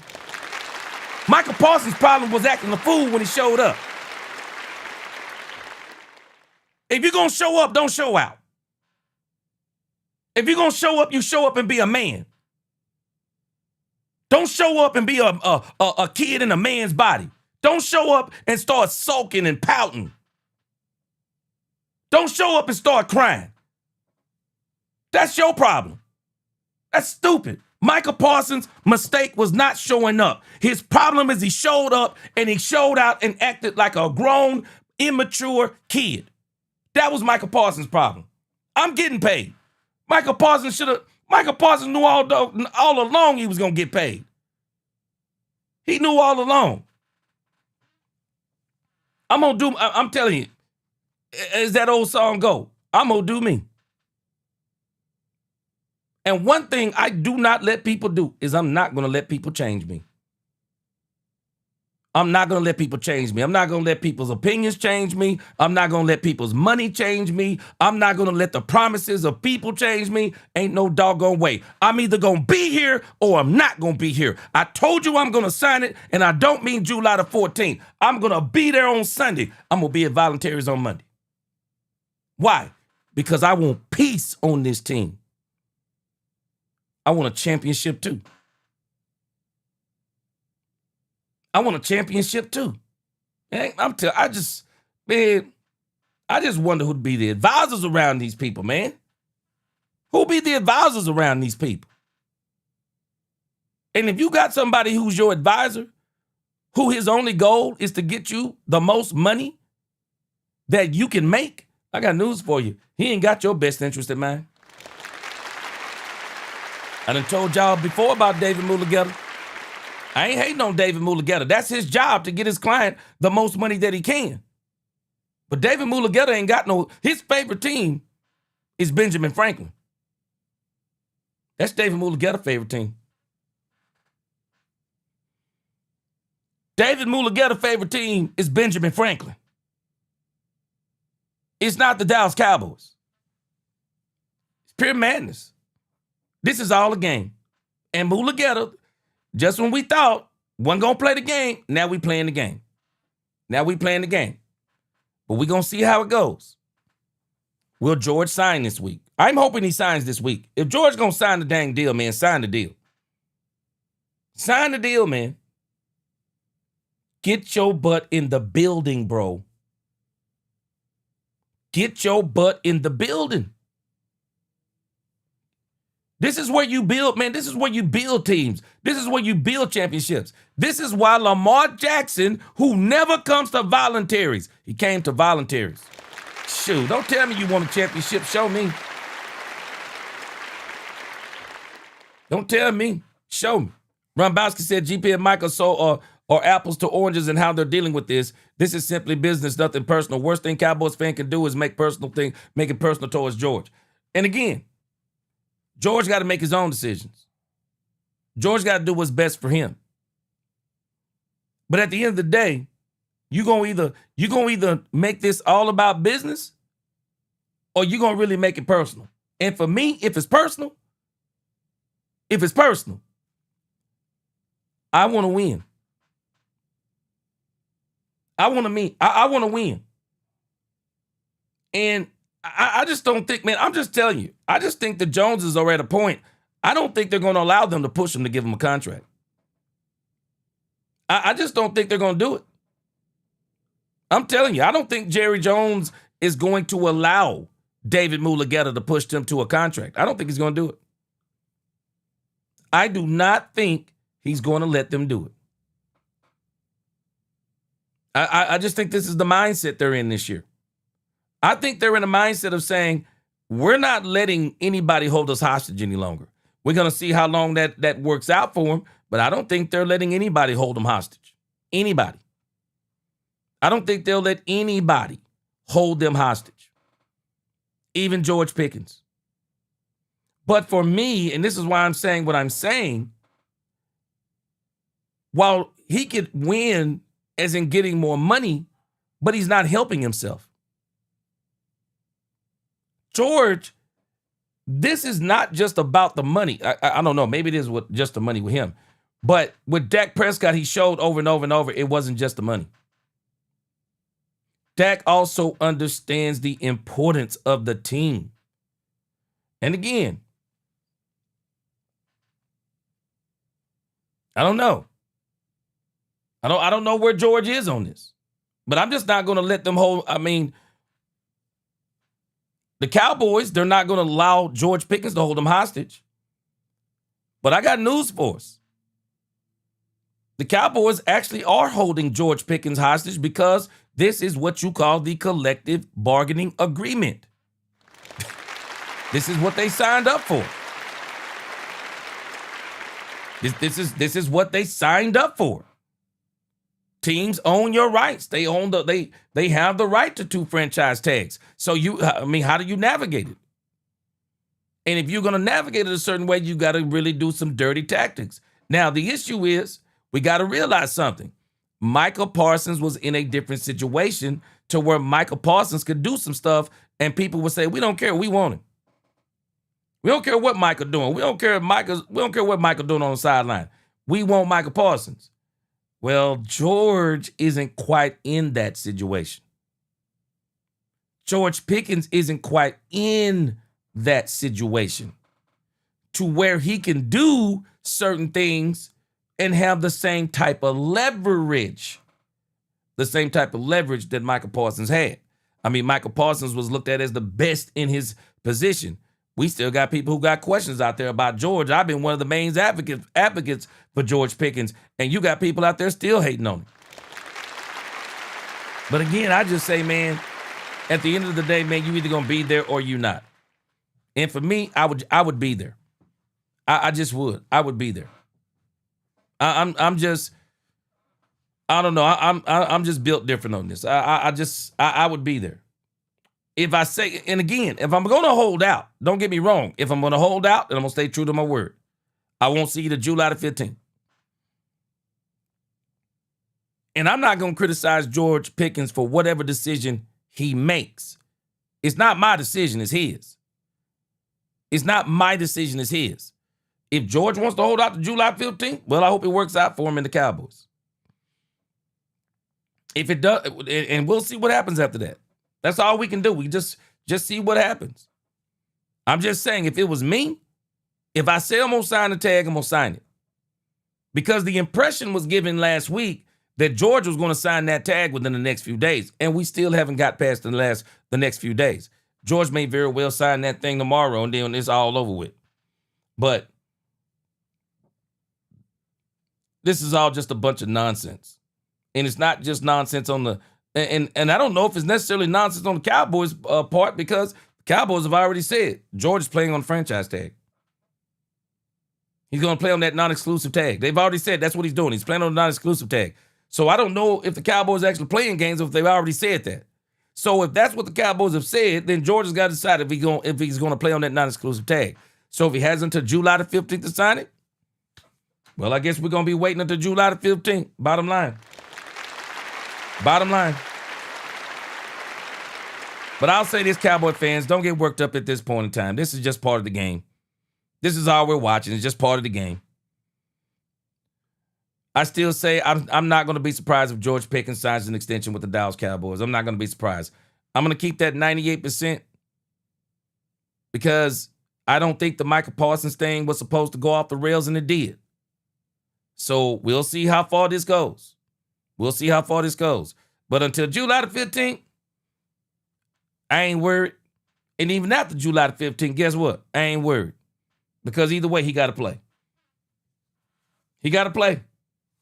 So that brings us to DeMarion Overshown. Yes! Here we go! So DeMarion Overshown has decided to get David Mulugeta as his agent. And I'm going to tell you something about Overshown and Mulugeta being his agent. This is nowhere near the deal it is. This is nowhere near the deal it is as it applies to George Pickens or Micah Parsons to me. Because I'm just going to be honest with you at this point as it applies to DeMarion Overshown.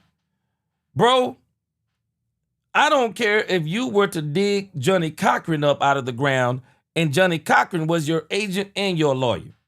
Before you can start having any leverage on the Dallas Cowboys or any other team to that fact, bro, you need to stay healthy a whole season.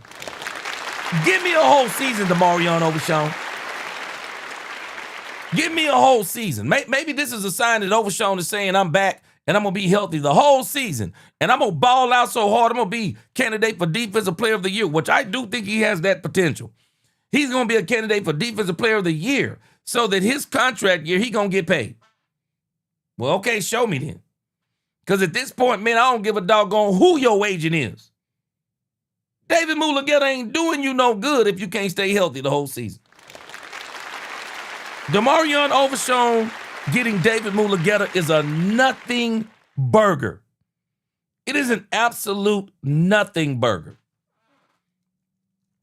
Let's see. Overshown signed with the Cowboys when?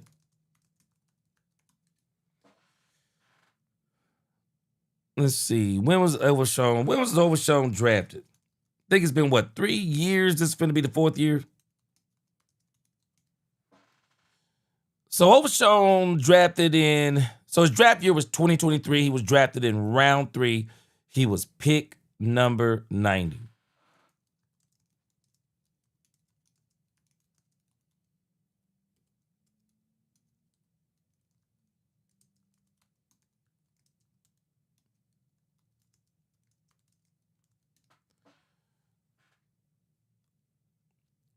So DeMarion Overshown, he was drafted in 2023.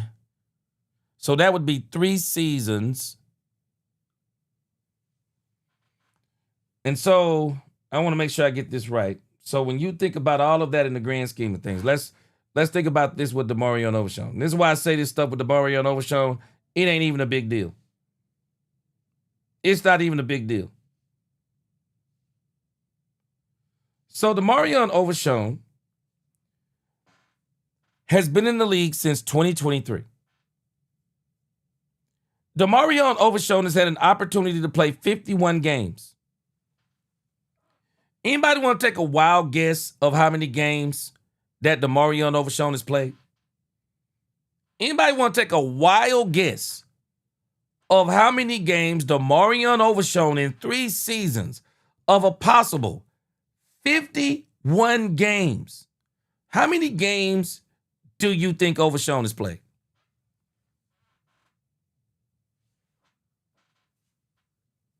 How many games?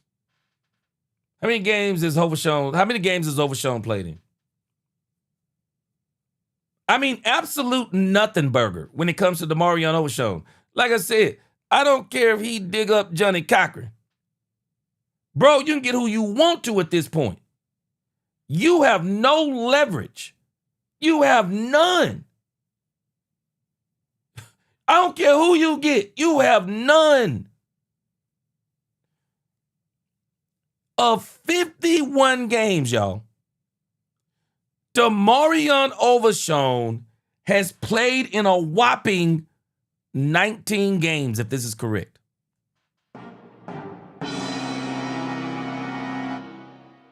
$19 games. Bro, I don't care who your agent is.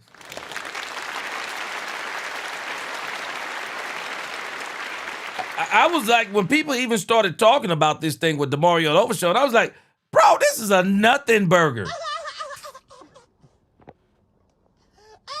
Man, I'm so thankful. This is the first offseason of his NFL career that he's went into healthy. I'm ecstatic for Demarion Overshown. I'm ecstatic. I'm ecstatic for this man. This is his first offseason healthy. Getting David Mulugeta at this point means nothing, bro. You got to stay healthy. His main focus has got to be staying healthy. Because I'm gonna tell you right now, when you look at the linebackers, the linebackers the Cowboys have brought in, if y'all aren't paying attention, the Cowboys are also preparing themselves in case Demarion Overshown don't last the whole season. They're preparing themselves. They are literally preparing themselves if Demarion Overshown don't finish the season. The Cowboys are loading up on linebackers. And they're not done. I'm telling you, I will not be surprised if the Cowboys try to get them another couple of linebackers. And I do believe they're going to circle the block, and I think they're going to try to come back to Jordan Brooks. And I believe the Miami Dolphins are fully aware that the Cowboys want Jordan Brooks. The Cowboys are going to continue to load up in these positions because going back to what Angie was talking about earlier, Jerry Jones gave us an indicator of what the Cowboys are doing and what they're planning on doing. Think about it. What did Jerry say? We're not drafting any injured players. How many of us were afraid the Cowboys were about to draft Jamad McCoy in the 3rd round? How many of us were afraid? How many of us thought that if Jamad McCoy is there when the Cowboys come around on these 4th round picks, y'all do know it might have been Jamad McCoy rather than Devin Moore? How many of us were afraid? Jerry Jones and the front office stuck to their guns. They said, no injured players. None. They didn't bring in any injured players. And when you look at everything the Cowboys have been doing, they are getting depth in these positions where they have been hurt in the past. Number 1, linebacker. They're loading up. They're loading up on young linebackers. They're loading up. Guess what else they're loading up on? In the Cowboys' 30 visits, the majority of those visits were, guess what? Cornerbacks. Cornerbacks, man. Cornerbacks. They're loading up. The Cowboys are preparing themselves in case DeRon Bland is injured, don't come back right, shaky during the season. The Cowboys are loading up in case Savon Revel Jr. knee isn't right. They're loading up, and I'm telling you, I don't believe they're done. I don't believe they're done. If the Cowboys can fit Jordan Brooks in there, they're going to get Jordan Brooks. And like Angie mentioned, I'm shaky on the cornerback room. Angie, don't you worry. If they find a cornerback that they can get, they're going to bring him in too. You watch what I tell you. If the Cowboys see a cornerback they can bring in at a good price, they're going to bring him in too. And I still think they're going to continue to look for another difference maker rushing the passer. I think James Houston will be a lot better this year. I think the two guys they brought in will be good. I think Rashawn Gary will be good. But I don't think they're done. But they are trying to get some depth in here, especially in them places that has hurt them in the past. And so that's why I say again, man, Demarion Overshown is a nothing burger, man. It's a nothing burger. I don't care who he get. Until he stay healthy an entire season, I love Demarion Overshown. I am praying that Demarion Overshown put that kind of pressure on the Cowboys. I'm praying that he comes back healthy the whole season and has an incredible year. Because if he has an incredible year, I know that defense is going to be on point.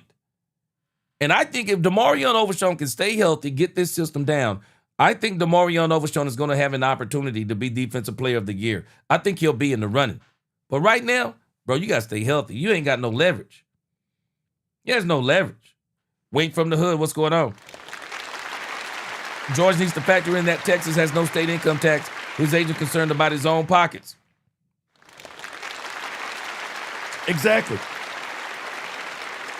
Exactly.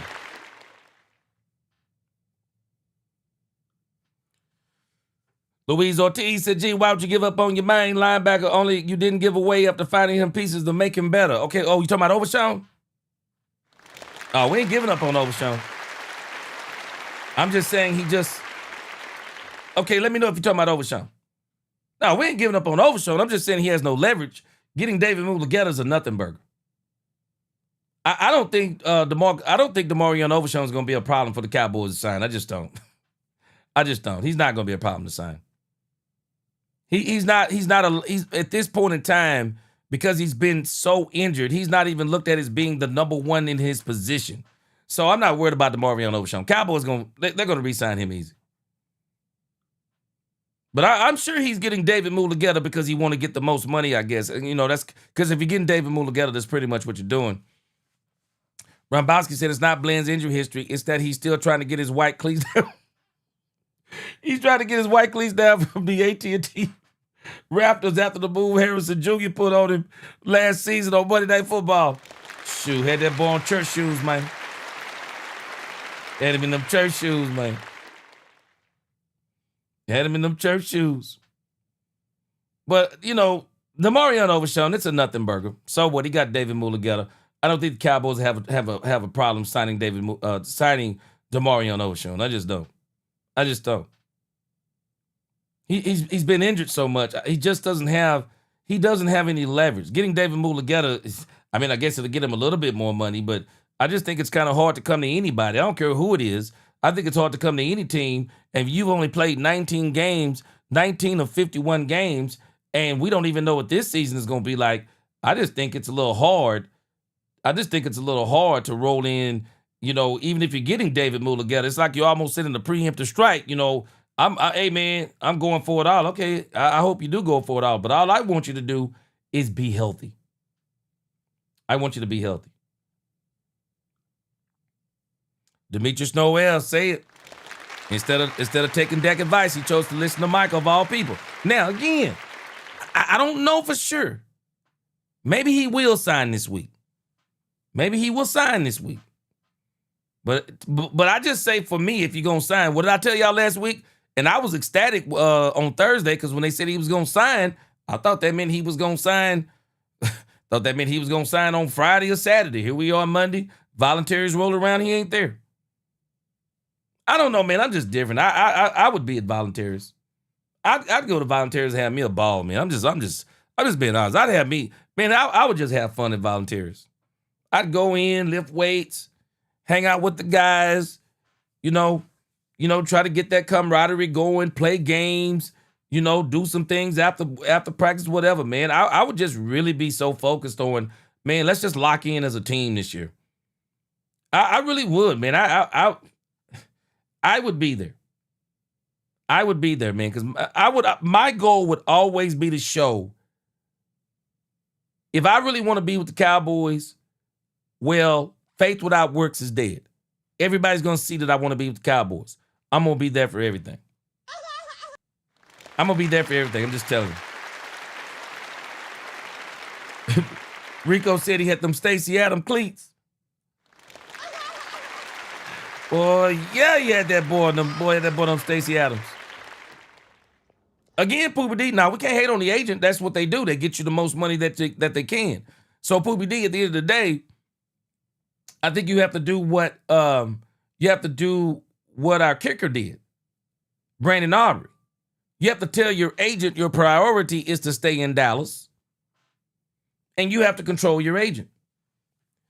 Kippy, he said 407 people are watching. He said, please smash that like button. Yeah, I just think you have to control your agent at the end of the day. Control your agent. Gee, Derek Rose said Jerry should hire David Mulugeta in some type of capacity. They say keep your enemies close. Yes, sir. Shoot, Johnny Jackson said when the player is broke, the agent leaves you. Yeah. But again, it's a nothing burger at this point in time. Man, DeMarion Overshown is an absolute nothing burger. Don't really care about him getting David Mulugeta. Big deal. All I'm hoping this year is all I want is DeMarion Overshown to stay healthy. That's all I want DeMarion Overshown to do. I want DeMarion Overshown to stay healthy because I do believe that DeMarion Overshown could be a candidate for the Defensive Player of the Year. He just got to stay healthy. And again, not worried about David Mulugeta. I think the Cowboys won't have a problem signing DeMarion Overshown. They love DeMarion Overshown. They'll probably make him one of the top five paid players in his position, and everything will be good to go. I don't think it's going to be a problem. And Mulugeta really, to me, if you ask me, Mulugeta really isn't a problem until he gets the top tier talent. That's when Mulugeta becomes a thorn in your side.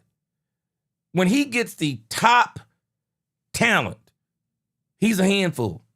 But when he got good talent, I think you can pretty much work with him when you got good talent. When he's got good talent, top 10 talent, but when you mess around and give him top two, top 3 minimum, that's when Mulugeta becomes a problem. Because he about to get paid on you, man. He gonna get paid. He don't care where he go, bro. He don't care where he goes, sisters and brothers. That's David Mulugeta for you. If he got a top 2, top 3 talent, he gonna be a problem. Yeah, he got a top 10, top 15 talent. I don't think he's as much of a problem. I really don't. So again, the thing with David Mulugeta, I think George has got to continue to do what he was doing before. George made it all about him. And that's what he has to continue to do. Just make it about you, bro. Just make it about you. Make it about the game. Make it about where you want to play. Make it about where you feel like you can have the most success. And when you answer those 3 questions, then you go to your agent and that's what you talk to him about. That's what you talk to him about. You tell, and I really believe these guys, they just put this thing on autopilot. They just say, hey, it's my agent, handle it. No, I ain't letting my agent handle it if I want to be with the Dallas Cowboys. I'm not going to let him handle it like that. I'm not going to let him handle it like that. I'm gonna handle it by saying, bro, my priority is to stay with the Cowboys. I want to deal with the Cowboys. I don't have to be the top paid wide receiver in the game. This is kind of where I would like to land. If you can get me right around in here, I'm good to go. I want to sign this deal. Let's get this thing going. And I want to get all of this behind me. That's what I would do. But again, this is a part of the game. Don't worry about it. I ain't worried about it right now. Calvin Jenkins, I ain't going to never be mad about somebody getting paid. Get all the money that you can. And Calvin, in the reality of this, when you start talking about getting paid, focus on the guaranteed money. Focus on the guaranteed money. Because these contracts are nothing but witchcraft. I don't care what they say the deal is. I was saying the same thing about Michael Parsons. I don't care what the deal is. I just don't care. You can tell me anything you want to. If I were a player, let's just say I'm George Pickens. I don't care what the deal is. Just get me $75 million guaranteed. I don't care about the rest. I don't care about the front end number. I don't care about nothing. Get me $75 million fully guaranteed. Even if it was $72 million. Just get me $72 million fully guaranteed from the Cowboys. Anything else, I don't even care about. Because the guaranteed money is the key to all deals. The guaranteed money is the key to all deals. Oh, I agree with Tatiana. You're making the same argument I made before. I'm with you. You're making the same argument I made before. He gets hurt on the tag, then he won't get paid. But here's the problem, Tatiana. The Dallas Cowboys they got George Pickens. They got him in a rock and a hard place. And because George and his past history, George is in a rock and a hard place because he can't do it the way Michael did it. Michael wasn't viewed the way George Pickens was. A lot of people saw Michael Parsons as a sympathetic figure. There are people today that still see Michael Parsons as a sympathetic figure. They'll argue about that Michael got wrong. It don't matter what Michael did. You're not going to see a lot of people doing that for George Pickens except for me and you. Only people going to do that for George is me and you. And maybe a few of us in the chat. But George is in a rock and a hard place. He really is. He's in a rock and a hard place. Guaranteed.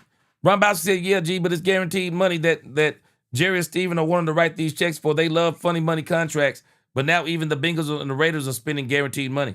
See, I want the guaranteed money, Ron Bowser. I don't care nothing about all that old crazy witchcraft that people use. Bro, give me the guaranteed money. Yeah. Demetrius said no one is saying that a player doesn't deserve to be paid, because they definitely do. Because if it's about getting paid, why not go where they are willing to pay you? See, that's the issue. And that's why I say about agents, man, they David Mulligata's favorite team is not the Dallas Cowboys. It's just not. Mike Rivers, I haven't heard that. Well, I heard it, but I don't believe it. I don't believe it. Yeah, I don't believe it. Poobie D, Jackson Smith and Jigba got somewhere around. Let me pull up his contract. Now, understand, Poobie D, Jackson Smith and Jigba's contract was witchcraft. Now, a lot of people don't understand what a lot of these teams are doing now, and it's very smart what they're doing. It's really smart what they're doing. So one of the things, because the Cowboys did it with Tyler Smith. They did it with Ty Smith. So let's look at Jackson Smith and Jigba's contract. And I can't explain this in the clarity of an agent, but I can kind of give you an overview, Poobie D.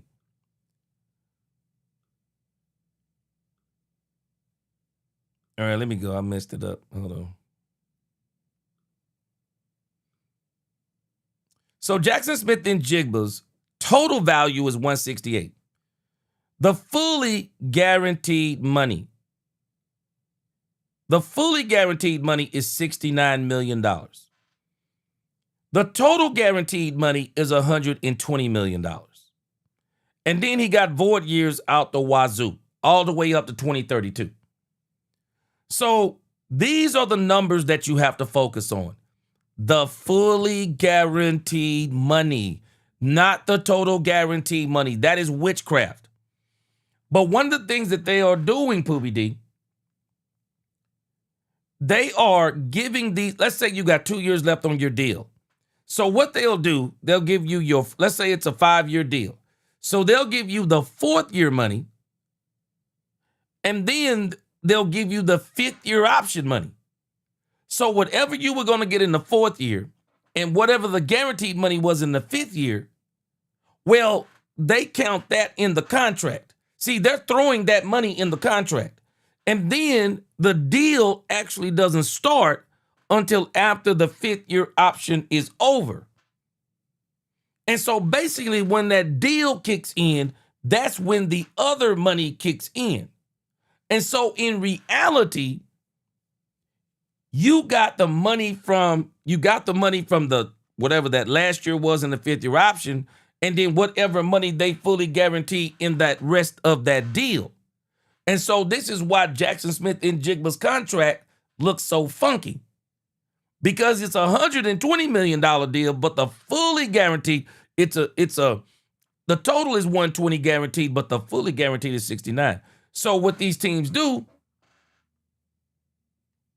they build in ways to also get from under those contracts, so that you don't get the total guarantee, but you get the fully guaranteed. This is why you think about Mike Fisher was talking about a deal the Cowboys could do with George Pickens. And it makes sense in the grand scheme of things. I just don't think David Mulugeta would go for it. So the Cowboys are paying George Pickens $27 million this year. Franchise tag next year, I think somewhere around $32, $33 million. That in itself would equal up to $60 million.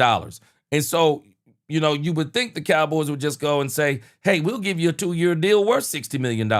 We'll go ahead and guarantee both years of the franchise tag up front right now, $60 million guaranteed. And if I were the Cowboys, I'd probably do it a little bit even different than that. I'd be like, hey, I'll give you a $60 million. I'll give you a $70 million deal. I'll give you $70 million guaranteed, 3-year deal, and put incentives here, there, and whatever I have to do and get that deal done. But this is the voodoo that they do with these contracts.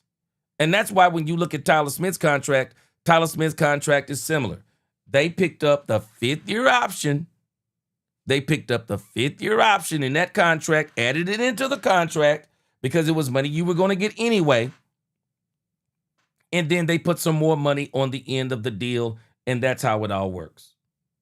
In a nutshell, that's how it all works. I'm pretty sure there's a little bit more to explain in there, but it's a little bit more. And again, Rombowski said $120 million, but understand how that $120 million is in there. That $120 million is in there because they're giving you your 4th year, whatever you're going to make, plus your 5th-year option. And that's why the contract doesn't really kick in until after that 5th-year option. And so where it looks like they're saying, yeah, man, you're getting a $120 million deal. Yeah, but some of that is money you were already going to get. I'm not saying it's witchcraft as in you don't really get that money, but they really inflate a lot of those front numbers. And even Jackson Smith-Njigba's deal, I think it's fixed to where even on Jackson Smith-Njigba's deal, it's not a fully guaranteed $120 million, Rombowski. It is total guaranteed. Those are two different things. That's what I mean by witchcraft. The witchcraft is the total guaranteed money is what you're really getting. The fully guaranteed money is what you're really getting. The total guaranteed money, the total guaranteed, that isn't, you don't necessarily get that. Yeah, you don't necessarily get that money. You don't necessarily get that. Again, just kind of looking at this is why this is made like this. See, why is there a total guaranteed and a fully guaranteed? I know why there's a total and a fully guaranteed. Because you're only fully guaranteed $69 million.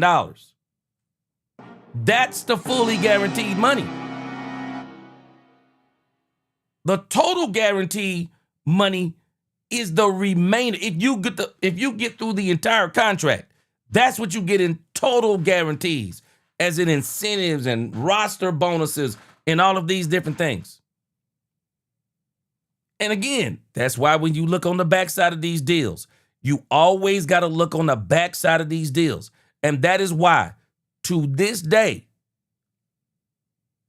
Justin Jefferson still has the best deal. Look at the fully guaranteed money. The fully guaranteed money. Look at the fully guaranteed money. Justin Jefferson got a crazy deal, man. You got $88 million fully guaranteed money? That's a crazy deal, bro. That means come hell or high water, you're getting $88 million in that deal. Whether they cut you early or whatever the case may be. They cut you early, you're not going to get that 110. You miss some bonuses, you're not going to get that 110. You don't show up for something, or you don't do this, you don't do that. You're not getting that 110. But come hell or high water, you getting that $88 million. Yeah, Shannon Sharpe talked about that. Shannon Sharpe talked about that in these deals. He talked about it. Shannon Sharpe said, don't listen to all them other numbers. Shannon Sharpe said it. Don't listen to all those other numbers. Shannon Sharpe said the only number that you really need to pay attention to is the fully guaranteed money. The other stuff is too many factors built onto it. It's too many factors built onto it. Bottom line. And then don't mess around and don't mess around and be in one of these states where they got all of these high taxes, millionaire taxes. Shoot, they really taking you to the cleaner's den. Ask Oso Diggy Zua. Oso Diggy Zua, what happened with Oso Diggy Zua? Oso Diggy Zua took a team-friendly deal with the Cowboys, only now to go to, of all places, California. So now the money that he gave up, he can't get back. And the money that he got on the discount, it's going to get ate up over there in San Francisco. So again, I'm not saying that it's witchcraft as in they're not getting paid, because they are getting paid. Don't get me wrong. They are getting paid. But they fix these deals like this on purpose. Because, guys, I'm just telling you, this is the game. Their goal is actually, let me just tell you how crazy this is. You do know their goal is for you not to get the fully guaranteed money, the total guaranteed money, I mean. You do know that's their goal, right? You think they really want you to get the total guaranteed? I mean, yeah, they're getting a Super Bowl out of it. And even then, they're hoping that maybe we can hit that Super Bowl in the first year of that contract, because you still won't see the rest of that contract. Man, these guys, I'm telling you, it's like insurance, man. It's like insurance. People don't understand, man. Insurance ain't made to be paid out. Insurance is made to be paid in, man. It's made to be paid in. And these contracts focus on the fully guaranteed money. Bottom line, focus on the fully guaranteed money. That's the bottom line. You got to get that fully guaranteed. If I'm a player, all I'm focusing on is the fully guaranteed money. And Douglas Jackson, this is why everybody was mad at Cleveland. Deshaun Watson's deal is insane. People do not realize what Deshaun Watson pulled off, man. I'm going to move to my next segment. People don't realize what Deshaun Watson pulled off. It is insanity when you think about what Deshaun Watson pulled off, man. It is insanity. Deshaun Watson, let me see if his deal is on here. Let me show y'all why Deshaun Watson's deal is insanity. People can tell me anything they want to about all. Look at all these players. Look at all these players ahead of Deshaun Watson. I mean, look at these total values. And this is what I mean by witchcraft. I'm not telling you that they're not making a lot of money. Stop it. Y'all stop playing. Y'all stop playing. I'm not saying these guys ain't making a lot of money, man, because they are. They're making a lot of money. But what I'm telling you is that these numbers up here are witchcraft. These numbers, think of this like this. These numbers are what's called best case scenario. These numbers are called best case scenario. For example, Rumbowski, you seem to work in a job where you get bonuses and things like that. You seem to be pretty important where you work. You get a promotion, for example, and they'll tell you, okay, this is what you're getting paid. For example, this is your salary. But where they entice you is, these are the incentives. These are the bonuses.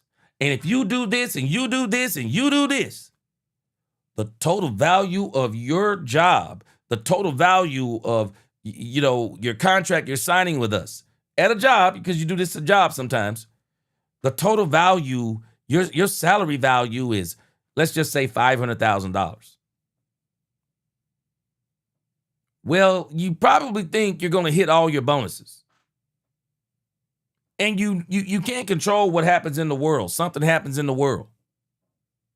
And all them bonuses that you thought you were going to get. This is why I remember when I got promoted one time, I had a guy who was above me. He said, let me tell you something. I know you're really good at what you do.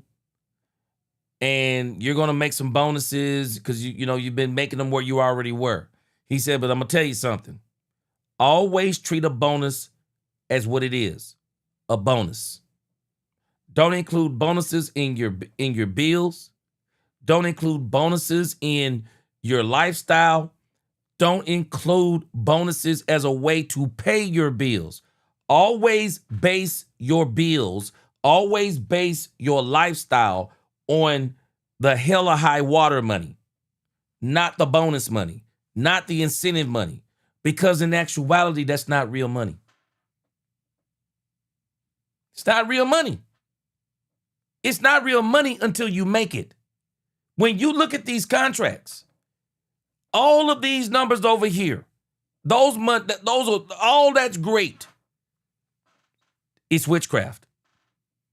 I'm not telling you these guys aren't making a lot of money. Understand what I'm telling you. I'm just talking to you about making deals. What you have to pay attention to is the fully guaranteed money. Because in the grand scheme of things, that's what you're going to get. And this is why every owner was mad at the Cleveland Browns for this ridiculous deal. This man signed a $230 million deal with $230 million come hell or high water deal. $230 million guaranteed. What? Unheard of. Unheard of. I don't even think it'll happen again. I'm serious. I don't think this will happen again. Deshaun Watson, actually, his contract is $230 million. That's actually what it is. That's what it is. And so what I mean when I say witchcraft is that these numbers on the front, that's the witchcraft. This is the real numbers. These are the real numbers because their goal is for you not to make this. That's their goal. That is their goal. Kevin Edwards, you hit it right on the head, and they know this. You're not going to hit all your bonuses. you're not going to hit all them bonuses, man. Come on. Boy, you're not going to hit all them bonuses, man. You just not going to hit them, boy. And they know full well you're not going to hit them bonuses. And I'm going to tell you something else, Kevin Edwards.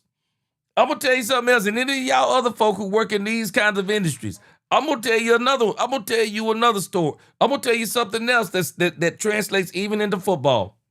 The more you make, the more volatile your job is. Let me tell you something. When you start making those huge salaries, man, they are looking for the day to where they can cut you and get somebody else who can do what you do at a cheaper price. Happens all the time. Been there, man. Climbed that corporate ladder, did it. Climbed that corporate ladder, man. And I'm telling you, boy, people think they want to be on the top. Boy, it's scary up there on the top. Because those deals, man, don't get me wrong, you get paid, but the higher up you get, the more cutthroat they get. Shoo. Man, Douglas Jackson, shoo. Man, let me tell you something. That boy Deshaun Watson ain't got to play another down of football for the rest of his life after this year. Shoo. Man, $230 million guaranteed. Bass, that's the issue. They wasn't thinking. Crazy, man. Big Ron Boston said it's no surprise. The NFL owner that gave Watson that horrible contract was the same owner that drafted Johnny Manziel. Boy, you ain't say it, bro. And so again, all I'm saying is, going the long way around on George Pickens. George, if I was George, I'd just be focused on the guaranteed money. And I'm not talking about the total. I'm talking about the fully. I'll be honest with you. I wouldn't even really. I mean, whatever you want to do with that total guarantee, do what you want to do. You can put all kinds of little incentives in there. I don't care. Do what you want to do. You can put on there total guarantees is $100 million. I really don't care. All I want you to give me is $70 to $72 million guaranteed. Man, I don't give a doggone what you do after that. Man, I'm just telling you how crazy. If I were doing contracts, and I know that people wouldn't want to do them like this, but I'm just telling you, if I was trying to get a contract with a team, I would just cut straight to the chase. I really don't care about necessarily being the highest paid, but what I am concerned about is having the highest guarantee. That's the whole thing I'd be telling them. Care nothing about no doggone highest paid. Shoot, give me the most guaranteed money. Shoot, give me $70 million guaranteed, bro. I'm in like Flynn. Give a doggone what you talking about. Shoot, you tell people I'm making $300 million. I don't give a doggone. You give me $70 million guaranteed. And I'm in like Flynn. I don't care about the rest. Because the rest ain't nothing but chit chatter. Sorry about that, but I'm just telling us, man, a lot of this stuff is just a bunch of it's just a bunch of smoke and mirrors. And if I was George, like I said before, if I'm him, I'm fighting for the guaranteed money. Because again, when you look at the wide receiver money, the person that's really winning in this contract war, and this is why Justin Jefferson ain't tripping on nobody getting paid. And the reason why Justin Jefferson ain't tripping on nobody getting paid, because when you look at the wide receivers in this league, man, Justin Jefferson is head and shoulders above them. Jackson Smith and Jigba didn't even come close in fully guaranteed money. He didn't even come close. He's literally, about $18 million behind? Psh. Justin Jefferson ain't tripping on no deals, man. Justin Jefferson don't care about who's above him in the money. Even Jamar Chase got more money, quote unquote, on the front end, but not more on the back end. That fully guaranteed, that's the number I'm focused on if it was me. I don't care about having the most contract dollars. I'm worried. I would be more concerned about my guaranteed dollars. And I'll be honest with you, I don't even have to be the highest paid on contract dollars. On guaranteed dollars. I just wouldn't. Shoot, just give me my guaranteed money. That's all I'm concerned about. All right. Let's hit a few quick points here. Let's hit a couple of quick points here.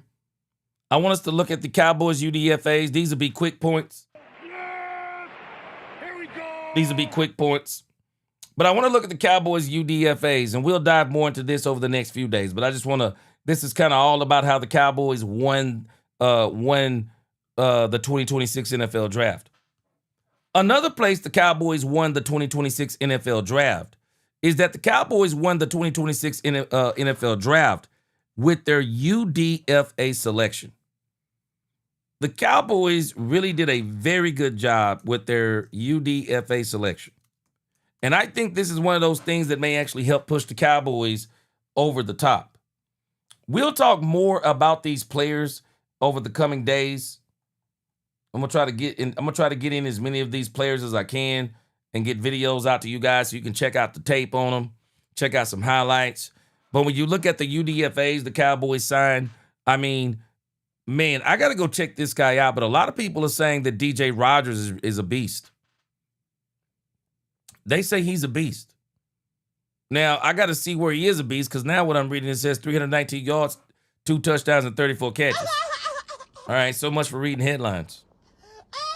I'll go back and look, but I've seen where people have said that this guy is really good. So DJ Rogers is definitely a developmental tight end. They got Jordan Hudson from SMU. I've heard a lot of good things about Jordan Hudson. They said 2025 was his most productive season yet. 766 yards and 6 touchdowns, 61 receptions. A lot of people talking good about him. We also got Camden Brown, wide receiver from Georgia Southern. All of you college football fans, if you hear anything that stands out to you, let me know. Okay, Luis Ortiz said he's not big on Rodgers yet. Yeah, DJ Rodgers, now that I'm kind of looking at them stats, Luis Ortiz, I mean, whatever highlights they have of him, that's probably his whole career. I mean, whatever highlights they have on Rodgers, bro, whatever they have on DJ Rodgers, shoot, that's his whole career, man. That's his doggone whole career. All right, so we got Jordan Hudson, wide receiver from SMU. We got Camden Brown, Georgia Southern. But again, man, I don't care what they got in these. Man, this dude, Michael Trigg. Whoa. Man, this dude's got some of the best hands. Power. I mean, this dude for a tight end, we got a dynamite tight end right here, guys. We got a dynamic tight end here. I like Michael Trigg. Angie, again, shout out to Angie the Rebel Chick. She was the first one told me about Michael Trigg. Shoot, man, this dude here. Watching this dude tape is crazy. All right, we got Kelvin Gilliam, defensive tackle from Virginia Tech. 69 tackles, 3 tackles for loss. I'm definitely going to check him out because that seems like that's pretty good. I'll be honest with you, I've been a little bit slow.